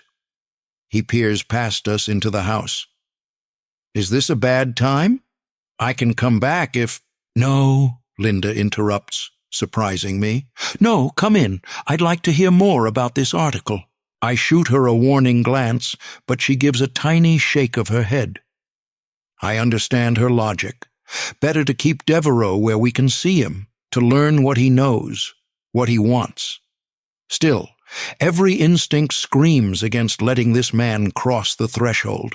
Devereaux steps inside, removing his coat with practiced efficiency to reveal a crisp button-down shirt and tailored slacks beneath. He folds the coat over his arm, careful not to drip water on the floor. "May I?" he asks, gesturing toward a coat hook by the door. Linda nods, and I watch his every movement as he hangs up his coat. His hands are indeed perfectly clean, the nails manicured, the skin almost artificially smooth. No calluses, no stains, no signs of manual labor, or even the ink smudges you might expect from a journalist who takes handwritten notes. We move into the living room, where Elliot continues his counting, seemingly oblivious to our guest. But I notice the slight increase in his pace, the tension in his small shoulders. He knows who's here.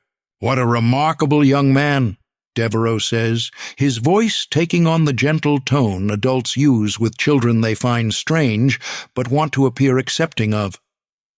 "May I sit with him?" Before either Linda or I can answer, he moves to the couch nearest Elliot, perching on the edge with perfect posture. He sets his leather notebook on his knee and clicks his pen once, twice, 3 times. A ritual of his own. "Hello, Elliot," he says. "My name is Frank Devereaux. I write for the newspaper." Elliot's counting falters for just a moment, then resumes. 43, 44, 45. He doesn't always respond directly, Linda explains, hovering protectively near her son. The counting helps him process. Fascinating, Devereaux says, making a note in his book. "And this began after his accident, correct? The head injury?" I take a seat where I can watch both Devereaux and Elliot, my body coiled with tension. "How did you know about his accident?" Devereaux's smile tightens almost imperceptibly. "As I said, research. School records are public, as are medical incidents that occur on school property." He turns back to Elliot. "I understand you have a gift with numbers, young man, that you see patterns others miss." Elliot stops counting again, this time looking directly at Devereaux. "Your heart rate is 97 beats per minute, elevated. Pupils dilated 4.7 millimeters.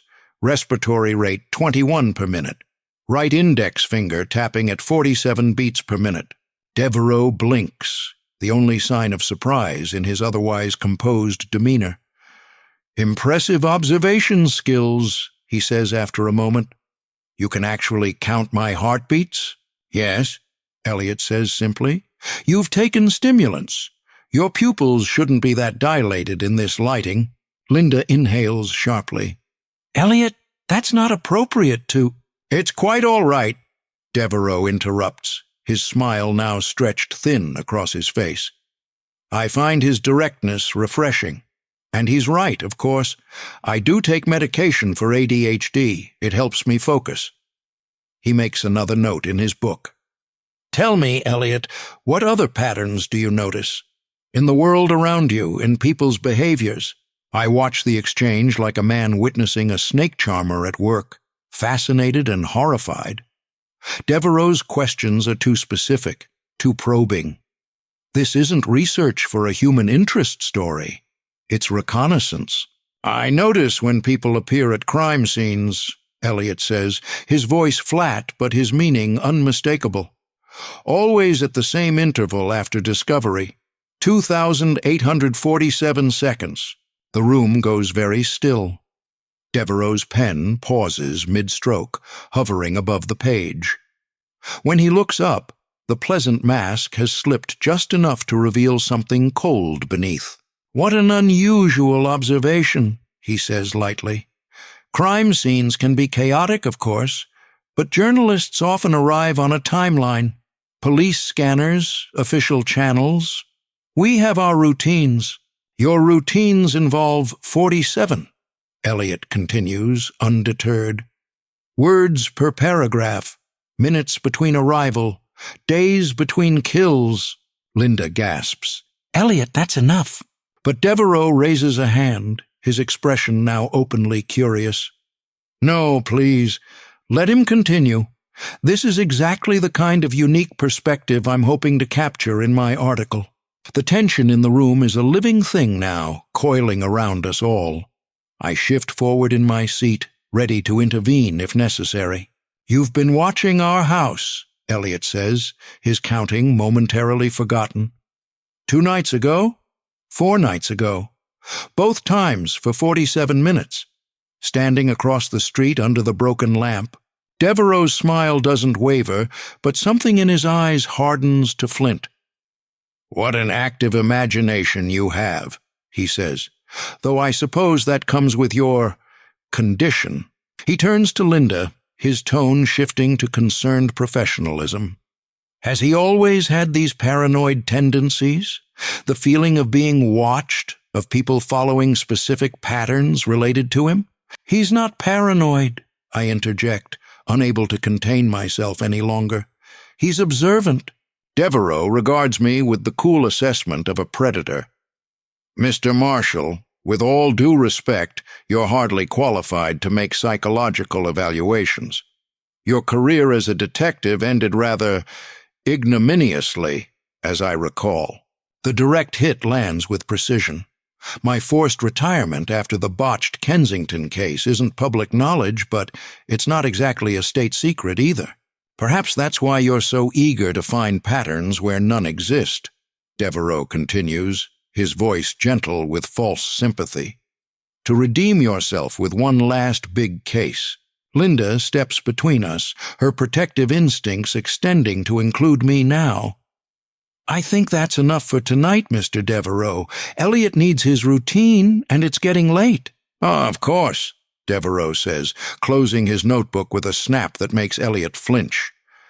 "I wouldn't want to disrupt his patterns, especially since tomorrow will be such a significant day." The words land like stones in still water. Tomorrow, when Elliot predicted the next murder would occur. "Significant how?" Linda asks, her voice strained.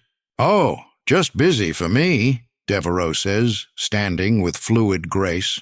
"A number of stories breaking at once. I may even need to work late, perhaps until about 10:47. My blood turns to ice. There's no way he could know the specific time Elliot predicted unless he was listening to our conversation in the car, or unless— "That's when it's scheduled, isn't it?" Elliot says suddenly. "That's when you'll be at the train tracks." Devereaux's expression doesn't change, but a muscle in his jaw twitches, once, twice, 3 times. "What an interesting mind you have, young man, so full of connections and coincidences." He turns to Linda, extending a hand that she doesn't take. "Thank you for your time, Mrs. Price. I'll be in touch about the article." I follow him to the door, watching as he retrieves his coat, each movement precise and controlled. As he shrugs it on, I notice a small stain on his right cuff, red-brown, almost invisible against the dark fabric. "I know what you are," I say quietly, meeting his eyes directly for the first time. Devereaux adjusts his collar, his movements unhurried. "And what am I, Mr. Marshall?" "A man who counts the seconds between deaths," I say. "A man who can't stop himself." Something flickers in his expression. Recognition, perhaps, or appreciation. "Then you understand," he says, his voice equally low. "Some patterns, once started, must be completed. It's mathematics, it's nature, it's inevitable." He opens the door, pausing on the threshold. "Elliot is a remarkable child," he says, louder now, as if for Linda's benefit. "You should be very careful with him. The world can be dangerous for children who see too much." The threat is unmistakable, delivered with a smile that never reaches his eyes. Then he's gone, disappearing into the rain-slick darkness beyond the porch light. I close and lock the door, my hands clumsy with adrenaline. When I turn back, Linda is holding Elliot tightly, her face ashen. "He knows," she whispers. "He knows that we know." Elliot pulls away from her embrace, his face set in that eerie calm that's become familiar to me. 2,847, he says, not as part of his count, but as a statement. That's how long we have until he comes back. I check my watch, doing the mental math. Less than 48 hours. Less than 2 days to stop a killer who's been planning his next move since the moment he walked through our door. Pack a bag, I tell Linda. You're not staying here tonight. For once, she doesn't argue. The motel room smells of ancient cigarettes and cheaper disinfectant, the kind that masks odors rather than eliminates them. Elliot sits cross-legged on one of the twin beds, his notebooks spread around him like fallen leaves, the pages rustling as his fingers flip through them with mechanical precision. The digital clock on the nightstand blinks 3:17 a.m. in angry red, each minute that passes another step closer to Devereaux's next move. My coffee has gone cold, but I drink it anyway, the bitter taste matching the dread that's been building in my gut since we left Linda's house. Anything? I ask, my voice rough from too many hours awake. Elliot doesn't look up, doesn't break his count. 1,612, 1,613. His fingers tap against the page in perfect synchronization with his whispered numbers. In the bathroom, I can hear the shower running. Linda insisted on taking one before her shift starts in 3 hours. I can't go in looking like I've been running from ghosts, she'd said. I didn't point out that what we're running from is far more substantial than any ghost. I moved to sit beside Elliot, careful not to disturb his arrangement of notebooks. Each one is positioned at a precise angle to the others, a physical manifestation of the orderly universe inside his mind. The top notebook is open to a page filled with calculations related to Devereaux's appearances at the crime scenes. 2,847, I murmur, studying the number that appears circled at the bottom of several pages. What does it mean to him, Elliot? Why that specific number? Elliot's count falters just for a moment, then resumes, but something in his posture changes. A slight straightening of his shoulders, a tilt of his head. He's listening, processing my question, even as he maintains his ritual. His mother, Elliot says simply, opening the notebook to a page filled with news clippings. She died at 2,847. Eileen, where did you get this? I ask, surprised. Library. I read the article quickly. Margaret Devereaux, a 911 dispatcher in a small town in Ohio, died of an apparent heart attack while on duty. She was found at her station by the next shift. The article mentions her son, Francis, who was 14 at the time. How does this connect to 2,847? I ask, though I'm beginning to see the pattern. Elliot flips to another page, covered in his precise handwriting. 22887. 2 plus 2 plus 8 equals 12. 8 plus 7 equals 15. 12 times 15 equals 180. 180 times 15.82 equals 2,847. The timing, I say, the realization dawning on me. His mother took a call at 8:47, had a heart attack, and was dead 47 minutes later. Elliot nods once, sharply. 2,847 seconds from call to death. He recreates it. Each time, I flip back to the article, scanning for details I might have missed. There it is, in the third paragraph. Colleagues reported that Mrs. Devereaux was responding to a call about a potential domestic violence situation when she clutched her chest and collapsed. A domestic call, I mutter, the pieces starting to align in my mind. Just like the ones Linda handles every day. Elliot is already turning pages in another notebook, his movements quickening with purpose now. Train tracks was wrong, he says, his voice tight with a rare urgency. I miscalculated. What do you mean? The pattern. He points to his map of the murder locations. Not a pentagram, a spiral, each victim closer to the center. His finger traces a path from the outer points inward, landing finally on a spot marked with a small star. The dispatch center. My hands feel numb, but I feel a warmth in my chest, an uncomfortable heat that I recognize as fear. "He's not going to the train tracks," I say slowly. "He's going after Linda. At work." The shower shuts off, the sudden silence amplifying the gravity of our realization. Elliot looks up at me, his dark eyes unusually focused, almost pleading. "Mom takes domestic calls at 10:47, he says. "Every night. Schedule adjustment after budget cuts. Always 10:47. I check my watch, 3:42 a.m.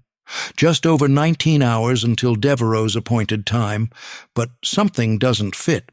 "Why Linda?" I ask. "Why not any dispatcher?" "Elliot, I remember Linda telling me that they moved here after Elliot's accident when he was 6. A fresh start, she'd said. He's been watching you since you arrived," I say, the realization chilling me to the bone. "But why?" The bathroom door opens and Linda emerges, her hair damp, her face drawn with exhaustion but determined. "I need to get to work early," she says. "Davidson called in sick and they're short-handed." Elliot's head snaps up, his body suddenly rigid. "No," he says, the single word carrying more emotion than I've ever heard from him. 2,847. He'll be waiting." "What?" Linda asks, her gaze shifting between us. I stand, the pieces finally clicking into place. "Devereaux's mother was a 911 dispatcher who died on duty. He's recreating her death with each murder, the exact timing, the ritual. And now he's coming full circle." I meet Linda's confused gaze. "You're his final target. The dispatch center is where he plans to complete his pattern." Linda's face pales. "That's absurd. Why would he?" "Because you have Elliot," I interrupt. "A child who sees patterns, who counts, who understands his ritual. Devereaux feels exposed, seen in a way he's never been before, and he can't allow that." "He'll come at 10:47 p.m., Elliot says, his voice trembling slightly. "When you take the domestic call, 2,847 seconds later, he'll complete the pattern." Linda sinks onto the edge of the bed, her professional composure cracking. "My God!" I'm already reaching for my phone, dialing Patel's number. It rings 4 times before she answers, her voice thick with sleep. "Marshal, it's almost 4 in the morning. Devereaux is targeting Linda Price," I cut in. "Tonight, at the dispatch center. We need patrol cars there now, and I need you to pull everything you can find on Francis Devereaux from Ohio. His mother was a dispatcher who died on duty in 1987. There's a pause, then the sounds of movement on the other end. "You're sure about this?" "As sure as I can be," I say, watching Elliot gather his notebooks with frantic precision. "He's been building to this for years. Linda is the centerpiece of his pattern, and he's going to strike tonight." "I'll call it in," Patel says, her professional skepticism giving way to the instinct that makes her a good detective. "But Ray, stay away from the dispatch center. If you're right about Devereaux—" "We'll be careful," I promise, though we both know it's a lie. "Just get your people there." I hang up and turn to Linda, who's watching Elliot with a mixture of fear and maternal protectiveness. "We need to get you somewhere safe," I tell her. "Somewhere Devereaux wouldn't think to look." She shakes her head, a stubborn set to her jaw that I recognize all too well. "If what you're saying is true, he'll just wait for me to return. Or worse, find another target. The only way to stop him is to be there, to break his pattern when he expects to complete it."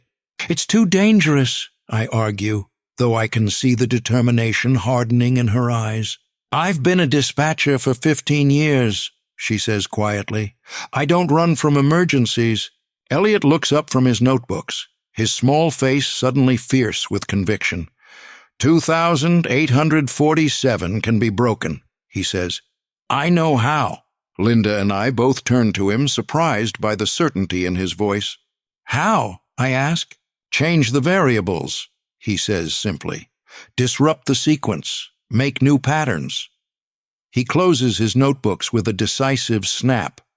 I need to be there. Absolutely not, Linda says immediately. I'm not putting you anywhere near that man. But I'm studying Elliot's face, seeing something there I've never noticed before, a determination that mirrors his mother's, a clarity of purpose that cuts through his usual fog of numbers. He might be right, I say slowly. Devereaux's whole methodology is built on precise patterns, exact timings. If we can disrupt that— You're not using my son as bait, Linda snaps. No, I agree, my mind already mapping out a different approach. Not as bait, as our secret weapon. I turn to Elliot. Tell me exactly how we break his pattern. The dispatch center pulses with a nervous energy that even the night shift's usual quiet can't disguise. I crouch behind the storage cabinet, my view of the main floor partially obstructed, but clear enough to see Linda at her station, headset in place, her movements deliberately casual despite the wire taped to her skin beneath her uniform. Elliot is beside me, his small body unnaturally still, the counting that usually spills from his lips held in check by our need for silence. The clock on the wall reads 10:42 p.m. 5 minutes until Devereaux's ritual begins. 5 minutes until we find out if Elliot's plan to break the pattern will save his mother or put them both at risk. Remember, I whisper, so low it's barely a breath. Wait for him to fully enter his ritual before you start. Elliot nods once, his eyes fixed on his mother across the room.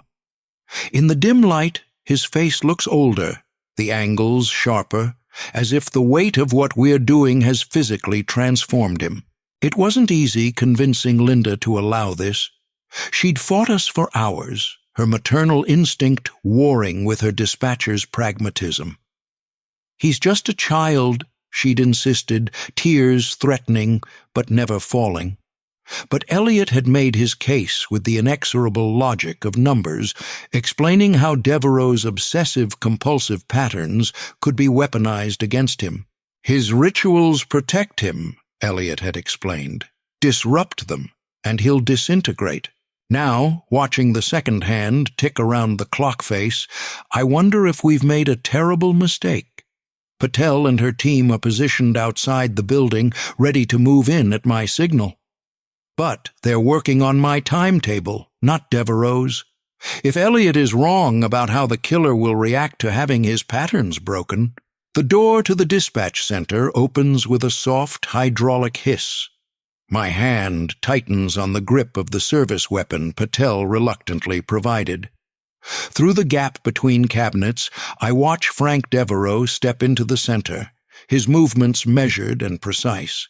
He's dressed immaculately as always, dark coat buttoned exactly to the third button, leather gloves on both hands, a small notebook visible in his breast pocket. Linda doesn't look up immediately, maintaining her role as an unsuspecting dispatcher. She answers a call, her voice professional and steady, despite knowing who stands just 20 feet away. 911, what's your emergency? Devereaux moves to the visitor's area, taking a seat where he can observe Linda directly. He removes his right glove with exactly 3 tugs, then places it atop his left hand. From his pocket, he withdraws a pen, the same Mont Blanc that Elliot described, and clicks it exactly 4 times. His lips move slightly as he counts something under his breath. Beside me, Elliot shifts forward, ready to move. I place a restraining hand on his shoulder. Not yet, I whisper. Let him get deeper into his pattern. The call Linda is handling is a domestic disturbance, exactly as Elliot predicted. The clock reads 10:47 p.m. precisely. Devereaux leans forward slightly, his attention focused entirely on Linda now.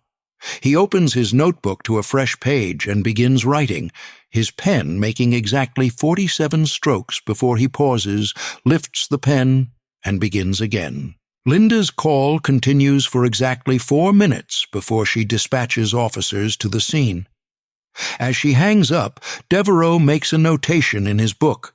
His right hand dips into his coat pocket, and when it emerges, I glimpse the gleam of metal.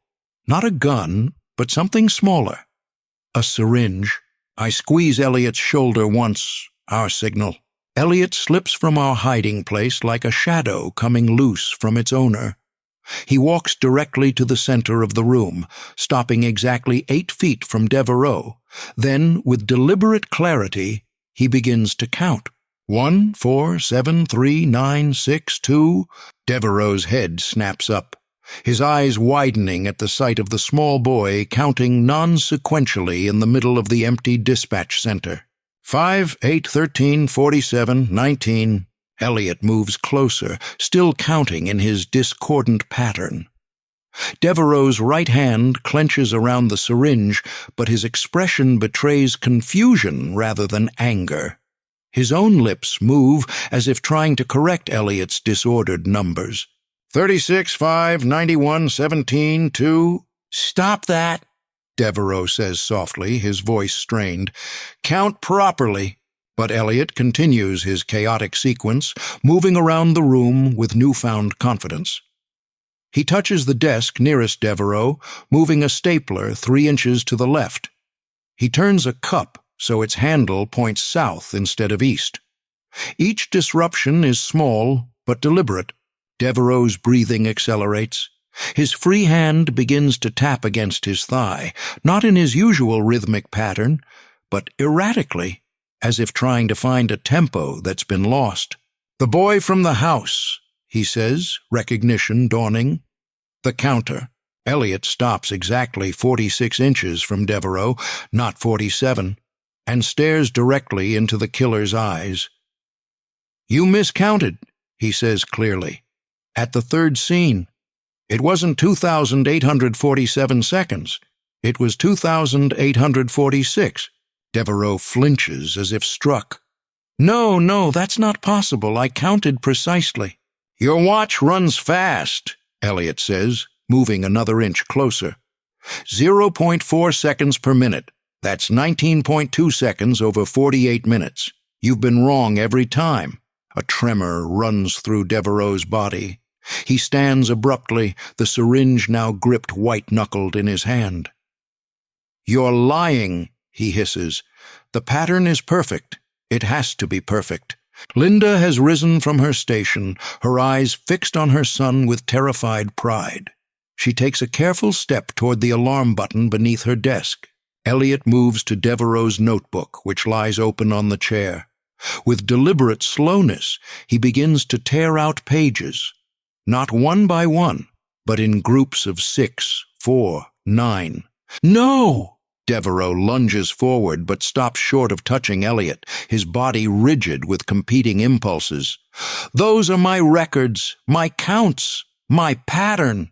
Your pattern is broken, Elliot says, his voice eerily calm as he crumples one of the pages into an asymmetrical ball. It was never complete. Devereaux's face contorts, sweat beading on his forehead despite the cool air of the dispatch center. His breathing comes in short, sharp gasps. The syringe in his hand trembles violently. I have to complete it, he whispers. 2,847 seconds. Mother's time, I promised. Elliot shakes his head. Your mother died at 2,912 seconds. The official record was wrong. I found the original log. The words hit Devereaux like a physical blow. He staggers backward, colliding with a desk. Office supplies scatter across the floor, pens rolling in different directions, paper clips spilling like tiny silver fish. His eyes follow each object's chaotic movement with mounting horror. No, he chants, dropping to his knees to gather the scattered items. It has to be 47. Everything has to be 47. Elliot continues his assault on Devereaux's carefully ordered world. He moves around the room, touching everything in sequences of 5 or 6, never 7. He counts backward from 23. He turns chairs at imperfect angles. Devereaux's composure shatters completely. The controlled, meticulous killer gives way to a man unraveling at his seams.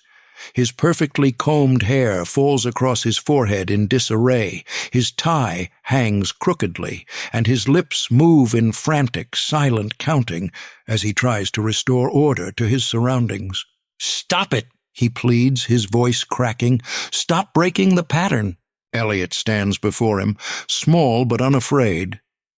"There is no pattern," he says with the brutal honesty of a child. "Just broken things you're trying to fix, like me. But I'm not broken anymore." Something dangerous flashes in Devereaux's eyes. He lunges forward, syringe raised, a wounded animal striking out in desperation. I'm already moving, weapon drawn, when the doors to the dispatch center burst open. Patel and 4 officers flood the room, their entrance timed for 11:23 p.m., a deliberately asymmetrical moment chosen by Elliot for its lack of mathematical significance. "Police, freeze!" Patel shouts, her weapon trained on Devereaux. But Devereaux doesn't seem to hear. He's fixated on the digital clock on the wall, watching in horror as it ticks forward to 11:24. "Wrong time," he mutters. "Wrong count. Wrong pattern." He turns the syringe toward his own neck, his hand steadying with terrible purpose. "Drop it," Patel commands. Elliot speaks, his voice clear and calm. 2,847 seconds from now, it will be exactly 3:11 a.m. A prime number hour. A perfect restart. Devereaux hesitates, the mathematician in him automatically calculating, verifying. It's all the time we need. 2 officers tackle him from behind, the syringe clattering to the floor unfulfilled.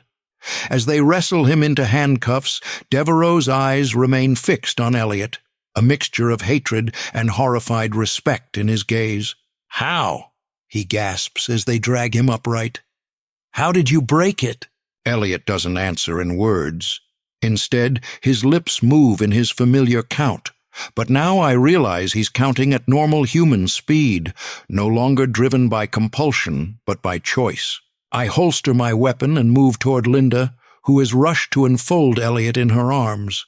The look she gives me over her son's head is a complex mixture of gratitude, residual anger, and profound relief. "You did good, kid," I say to Elliot, the inadequacy of the words burning in my throat. "You broke the pattern." Elliot pulls back from his mother's embrace, his face serious but somehow lighter. "Patterns can always be broken," he says. "Even mine." As they lead Devereaux away, still muttering numbers and trying to straighten his clothing, I watch Elliot's small hands finally rest still at his sides, not tapping, not counting, just being. For the first time since I've known him, the numbers seem to have loosened their grip. Devereaux sits in the interrogation room like a marionette with half its strings cut. His shoulders slump at imprecise angles, his normally immaculate hair hangs limply across his forehead, and his fingers twitch against the metal table in broken rhythms. Through the one-way glass, I watch him straighten a paper cup for the 47th time, then immediately knock it askew again, trapped in a loop of his own compulsions. The man who methodically strangled 4 women has been reduced to this, a prisoner of patterns he can no longer control. "He hasn't stopped counting since we brought him in," Patel says, coming to stand beside me. The fluorescent lights overhead cast shadows beneath her eyes, aging her 10 years in the 7 hours since Devereaux's arrest. "The department psychologist says he's experiencing a complete obsessive-compulsive breakdown. Has he confessed?" I ask. Though confession seems almost irrelevant now. The evidence mounts by the hour. Silk scarves found in a hidden compartment in his apartment, newspaper clippings of his own articles annotated with precise timestamps, journals documenting his work in meticulous detail. In a way, Patel nods toward Devereaux, who's now tracing invisible symbols on the table with his index finger. He keeps saying he had to complete the pattern and honor the 47th minute. Not exactly admissible, but combined with the physical evidence. Inside the room, Devereaux suddenly stands, his chair screeching against the floor. He walks precisely 7 steps to the corner, turns, and walks 6 steps back, stopping short of his original position with a look of confused panic. He tries again, and again, each time ending at a different spot, his frustration visibly mounting. "We found his original birth certificate," Patel continues, flipping open a file. "His real name is Francis Teller. He changed it legally to Devereaux in 2007. "Because it has 9 letters," I murmur, remembering Eliot's explanation. 9 times 47 equals 423. 4 plus 2 plus 3 equals 9. Full circle. Patel gives me a sidelong glance. "You're starting to sound like the boy." "Maybe I am," I admit, "but Eliot saw what none of us could, the patterns hiding in plain sight." "Speaking of which," Patel says, closing the file, "the Price boy's statement was unusual. The transcriber couldn't keep up with all the numbers, but it might be the most damning evidence we have." "How so?" "He predicted exactly how Devereaux would respond to stimuli, described his methods down to the type of knot used in the scarves, new details we hadn't released." She shakes her head in bewilderment.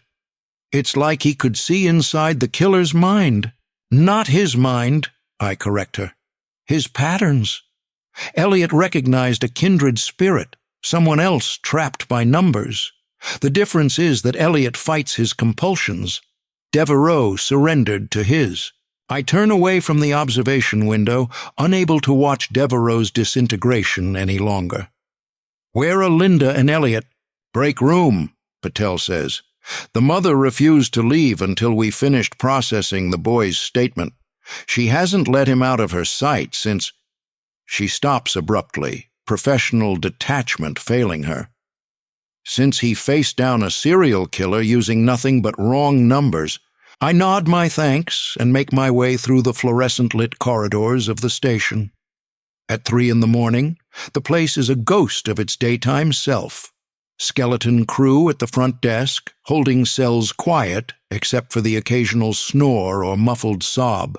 The break room door is ajar, spilling a wedge of yellow light into the hallway. Inside, Linda sits at the battered table, a styrofoam cup of untouched coffee before her. Eliot is beside her, his notebooks open, but his hands still for once. When Linda sees me, her face crumples slightly before she rebuilds her composure. "He was going to kill me," she says without preamble. "Just like he killed those other women, just like his mother died." I pull out a chair across from them, the metal legs scraping against linoleum. "We found his journals. His mother didn't die of a heart attack like the papers reported. She committed suicide during her shift. Took an overdose of insulin at exactly 8:47 p.m., died 47 minutes later." Linda's hand finds Eliot's shoulder, gripping it tightly. "He blamed the system," I continue. "The job, the stress. He wrote that dispatchers absorb everyone's pain until it kills them. When he moved to Riverdale and saw you, a single mother dispatcher with a special needs son, you became the centerpiece of his pattern, the final recreation of his mother's death." "And Eliot?" Linda asks, her voice tight. "Why was he so fixated on my son?"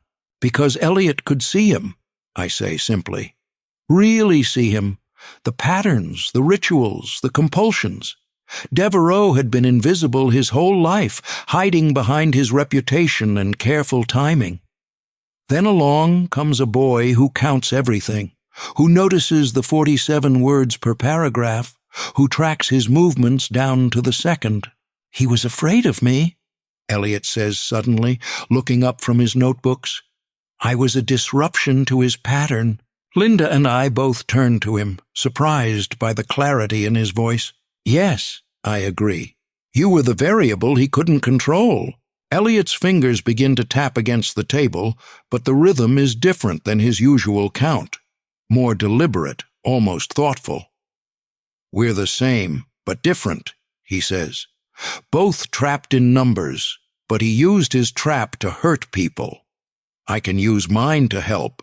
Their fingers brush, and Linda feels a spark, static from the dry air of the station, but it jolts her nonetheless. I see the recognition dawn in her eyes that her son's condition, the thing she's fought and feared and accommodated for years, might also be a gift. He chose his patterns, Elliot continues. I was born with mine. But I can choose what to do with them. He looks up at me, his dark eyes clearer than I've ever seen them. I saw the man with clean hands because I count everything. I can see other dangerous people too.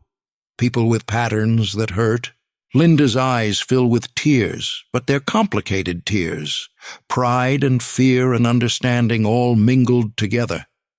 Elliot, sweetie, it's not your job to find dangerous people. Not just his, I agree, but he has an ability the rest of us don't. A way of seeing that cut through all of Devereaux's careful disguises. Elliot flips through his notebook until he finds a blank page. He begins to write, his pencil moving in that precise way of his. But I notice his counting has slowed, become more controlled. Less a compulsion, more a tool. There's a razor's edge between genius and madness, I say quietly to Linda. Devereaux fell to one side. Elliot's balancing on the other. And if he falls, she whispers. He won't, I say, with more certainty than I should feel, because he has you. Devereaux lost his mother at exactly the age when Elliot found you after his accident. That moment of trauma sent them in opposite directions. Elliot looks up from his writing. I counted to 2,847 in the motel room last night, he says, and then I stopped. I can stop now, if I choose to. I don't think the man with clean hands ever could. The simple statement contains worlds of meaning, a declaration of freedom, a recognition of the difference between gift and curse, between choice and compulsion. What happens now? Linda asks, running a hand through her son's hair, a gesture so tender it almost hurts to witness. Now Devereaux goes away for the rest of his life, I say. The evidence is overwhelming. 4 murders, 1 attempted, planning documents, the scarves, his journals. And us? She presses. I don't have an easy answer for that. How do you return to normal life after facing a killer? How does a mother process the fact that her son's unique mind made him both a target and a hero? You keep going, I say finally. 1 day at a time, or 1 number at a time if that's easier. Elliot nods at this, as if I've said something profound instead of trite. His pencil returns to the page, but now I see he's not writing numbers but drawing a simple, perfect circle, symbol of completion, of wholeness, of patterns that protect rather than destroy. I'm not afraid of my numbers anymore, he says quietly. They helped me save Mom. They're not my enemy. Linda's eyes meet mine over her son's bent head, a mixture of gratitude and lingering fear in them. She understands, as I do, that Elliot will never be like other children, that his gift comes with a price. But tonight, at least, the price seems worth paying. Outside the break room window, the sky is beginning to lighten, night giving way to the first tentative brush strokes of dawn. A new day. A new pattern beginning. The waiting room of Dr. Melissa Chen's office smells of vanilla air freshener and new carpet, a deliberate attempt to mask the anxiety that permeates places where people come to unpack their trauma. I flip through a dog-eared magazine without registering the content, my attention fixed on the closed door behind which Elliot Price sits with 7 other children in a support group for kids with unique neurological conditions. 3 months since Devereaux's arrest, and the boy who once counted obsessively is learning to channel his gift rather than be consumed by it. At least, that's what the weekly progress reports say. I'm not entirely convinced that some patterns can ever be fully broken, only redirected. The door opens at precisely 4:47 p.m. I notice the time with a jolt of unease that I quickly suppress. Not every pattern is sinister. Sometimes coincidence is just coincidence. The children file out one by one, some accompanied by therapists, others immediately gravitating toward waiting parents. Elliot emerges last, his notebook clutched against his chest in that familiar protective gesture, but his steps are steadier now, his gaze more directly engaged with the world around him. "Ray," he says when he sees me, a small smile lifting the corner of his mouth. "You're 4 minutes early today." "Traffic was light," I reply, standing to greet him. "How was group?" His fingers tap against the notebook cover. 1, 2, 3, 4, 5. But the movement seems more controlled now, less desperate. "Productive. Dr. Chen says my counting has decreased by 27% since we started." "That's good progress," I say, guiding him toward the exit. "Linda will meet us downstairs. Our Tuesday routine has become as precise as one of Elliot's calculations." "Any breakthroughs today?" Elliot pauses at the elevator, his eyes tracking the floor numbers as they descend toward us. "Not for me," he says after a moment. "But there's a new boy in group, Kevin. He counts too, but differently." The elevator arrives with a soft chime. We step inside, alone in the small space that smells faintly of someone's too-sweet perfume. Elliot presses the lobby button, then steps back exactly 3 paces. "Differently how?" I ask, keeping my tone casual, though something in his voice has triggered my detective's instinct. "He counts backward," Elliot says, "from specific dates, and he draws buildings. Always with the same pattern of windows, always with one window colored red." The elevator descends smoothly, but I feel a drop in my stomach that has nothing to do with gravity. "Did you mention this to Dr. Chen?" Elliot shakes his head. "Not yet. I need more data. 3 sessions isn't enough to establish a conclusive pattern." The doors open to the lobby, where afternoon sunlight streams through tall windows, catching dust motes in shafts of gold. We step out together, my hand unconsciously finding Elliot's shoulder in a protective gesture that's become habit. "Elliot," I say carefully, "if you're seeing something concerning in this boy's behavior, we should tell someone." "After Devereaux, not everyone with patterns is dangerous," he interrupts, his voice carrying that adult quality that still unsettles me. "I have patterns too." "So do you." "What patterns do I have?" I ask, genuinely curious. "You check your watch 17 times per hour. You touch your left wrist where your gun used to be when you're nervous. You use exactly 4 sweetener packets in your coffee." He delivers these observations without judgment, simply stating facts as he sees them. "Patterns aren't bad. It's what you do with them." We exit the building into the crisp autumn air. The trees along the boulevard have begun their transformation, green giving way to gold and crimson at the edges. Across the street I spot Linda's car pulling into a parking space. "And what do you think Kevin is doing with his patterns?" I press gently. Elliot considers this, his eyes tracking a fallen leaf as it spirals down from a nearby maple. "I don't know yet," he admits finally, "but his counting feels angry. And the red windows are always on the 15th floor. I make a mental note to discreetly follow up on this.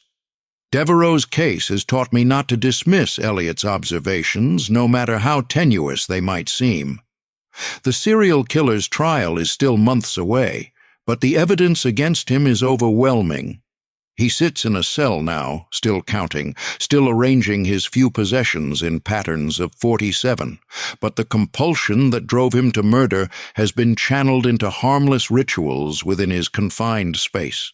Linda crosses the street toward us, wearing a blue knit cap pulled down over her ears, and a chunky cardigan that seems to consist more of holes than yarn, as if it's been engaged in a losing battle with moths.